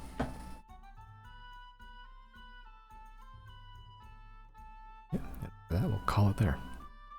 GG's, fellas. GG's. All right, Simon, your least favorite part. What is how many XP is going to give you without leveling you up? Wait, how many are we away? Shut up. What do you mean? You're 2,000-ish away. Are you serious? Yeah. Are you serious? Yeah. We're about to hit maximum level up. Holy Yeah. shit. I think we should get it for I think next session. defeating the king, Yeah, the I think arbiter. next session will be the fight, and I think that would be a good time to do it. I've been waiting. Like, I thought you guys were going to raid the place 2 sessions ago.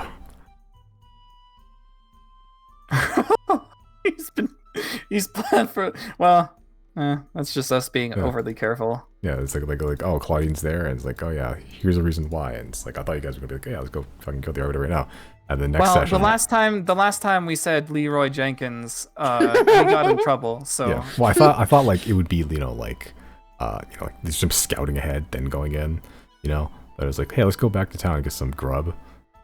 It's just, and then this session, let's give Claudine a spa day. Yeah, and then the end of that She session, deserves it. in this session, Listen, yeah, I've been ready. we could all die. She could die. I gotta reserve up while I can, dude. Come on. and, Yeah, yeah, true. At the end of that session, it's like, oh yeah, we'll go kill the Grand Arbiter. And then this session's like fucking, like, hey, you want to go to Tautogonic Gretz? Well, I mean, we wanted our jamming jam. Yeah, this is a preparatory stuff. We're not dumb. Yeah, Unfortunately, D&D is not transactional. It's not, okay, well, you can't just menu through it like, okay, I'm gonna go to the jam cellar now, and you fast travel there, and then you just click a few menus and you have the jam. Just RP to it. I was told that, yes, we're going to go and kill the Arbiter. So I was like, okay, I'll prepare the Arbiter. Yeah, that's still our plan. We're just making sure that we're gonna actually do it. If after all of this you're like, yeah, fuck it. I could have done it without the jam, or Well, humble brag much. Not even humble brag, just brag. Well, only one of us gets the jam anyway, so Yeah, y'all get 1,000 DXP yata. for no reason in particular. Even though our RP today was immaculate. It can't be helped. Yes. We'll just get even more EXP next session. We'll have a holdover. Milestone EX leveling next campaign, 100%. 120%. Put the brakes on all your homebrew stuff. Make a new level. Make a level 21. What I was gonna do is like once you hit level 20, I was gonna have you like for every like Prestige, basically. pretty much, yeah, for every like 30,000 ish maybe. I haven't put a number on it, but like for every like for like every 30,000 after level 20, you'd get pretty much like a free ASI. That's pretty cool. We'll see if we even get to reach it. Yeah. Might have to spam that before the final fight. I'm Might have to go fight a few ancient dragons. I'm saying, Gold ancient dragon. dude. Might have to do it. The time limit for a reason. Alright, I'll end the recording now. He really said, days until the election, 13, steal Shido's heart.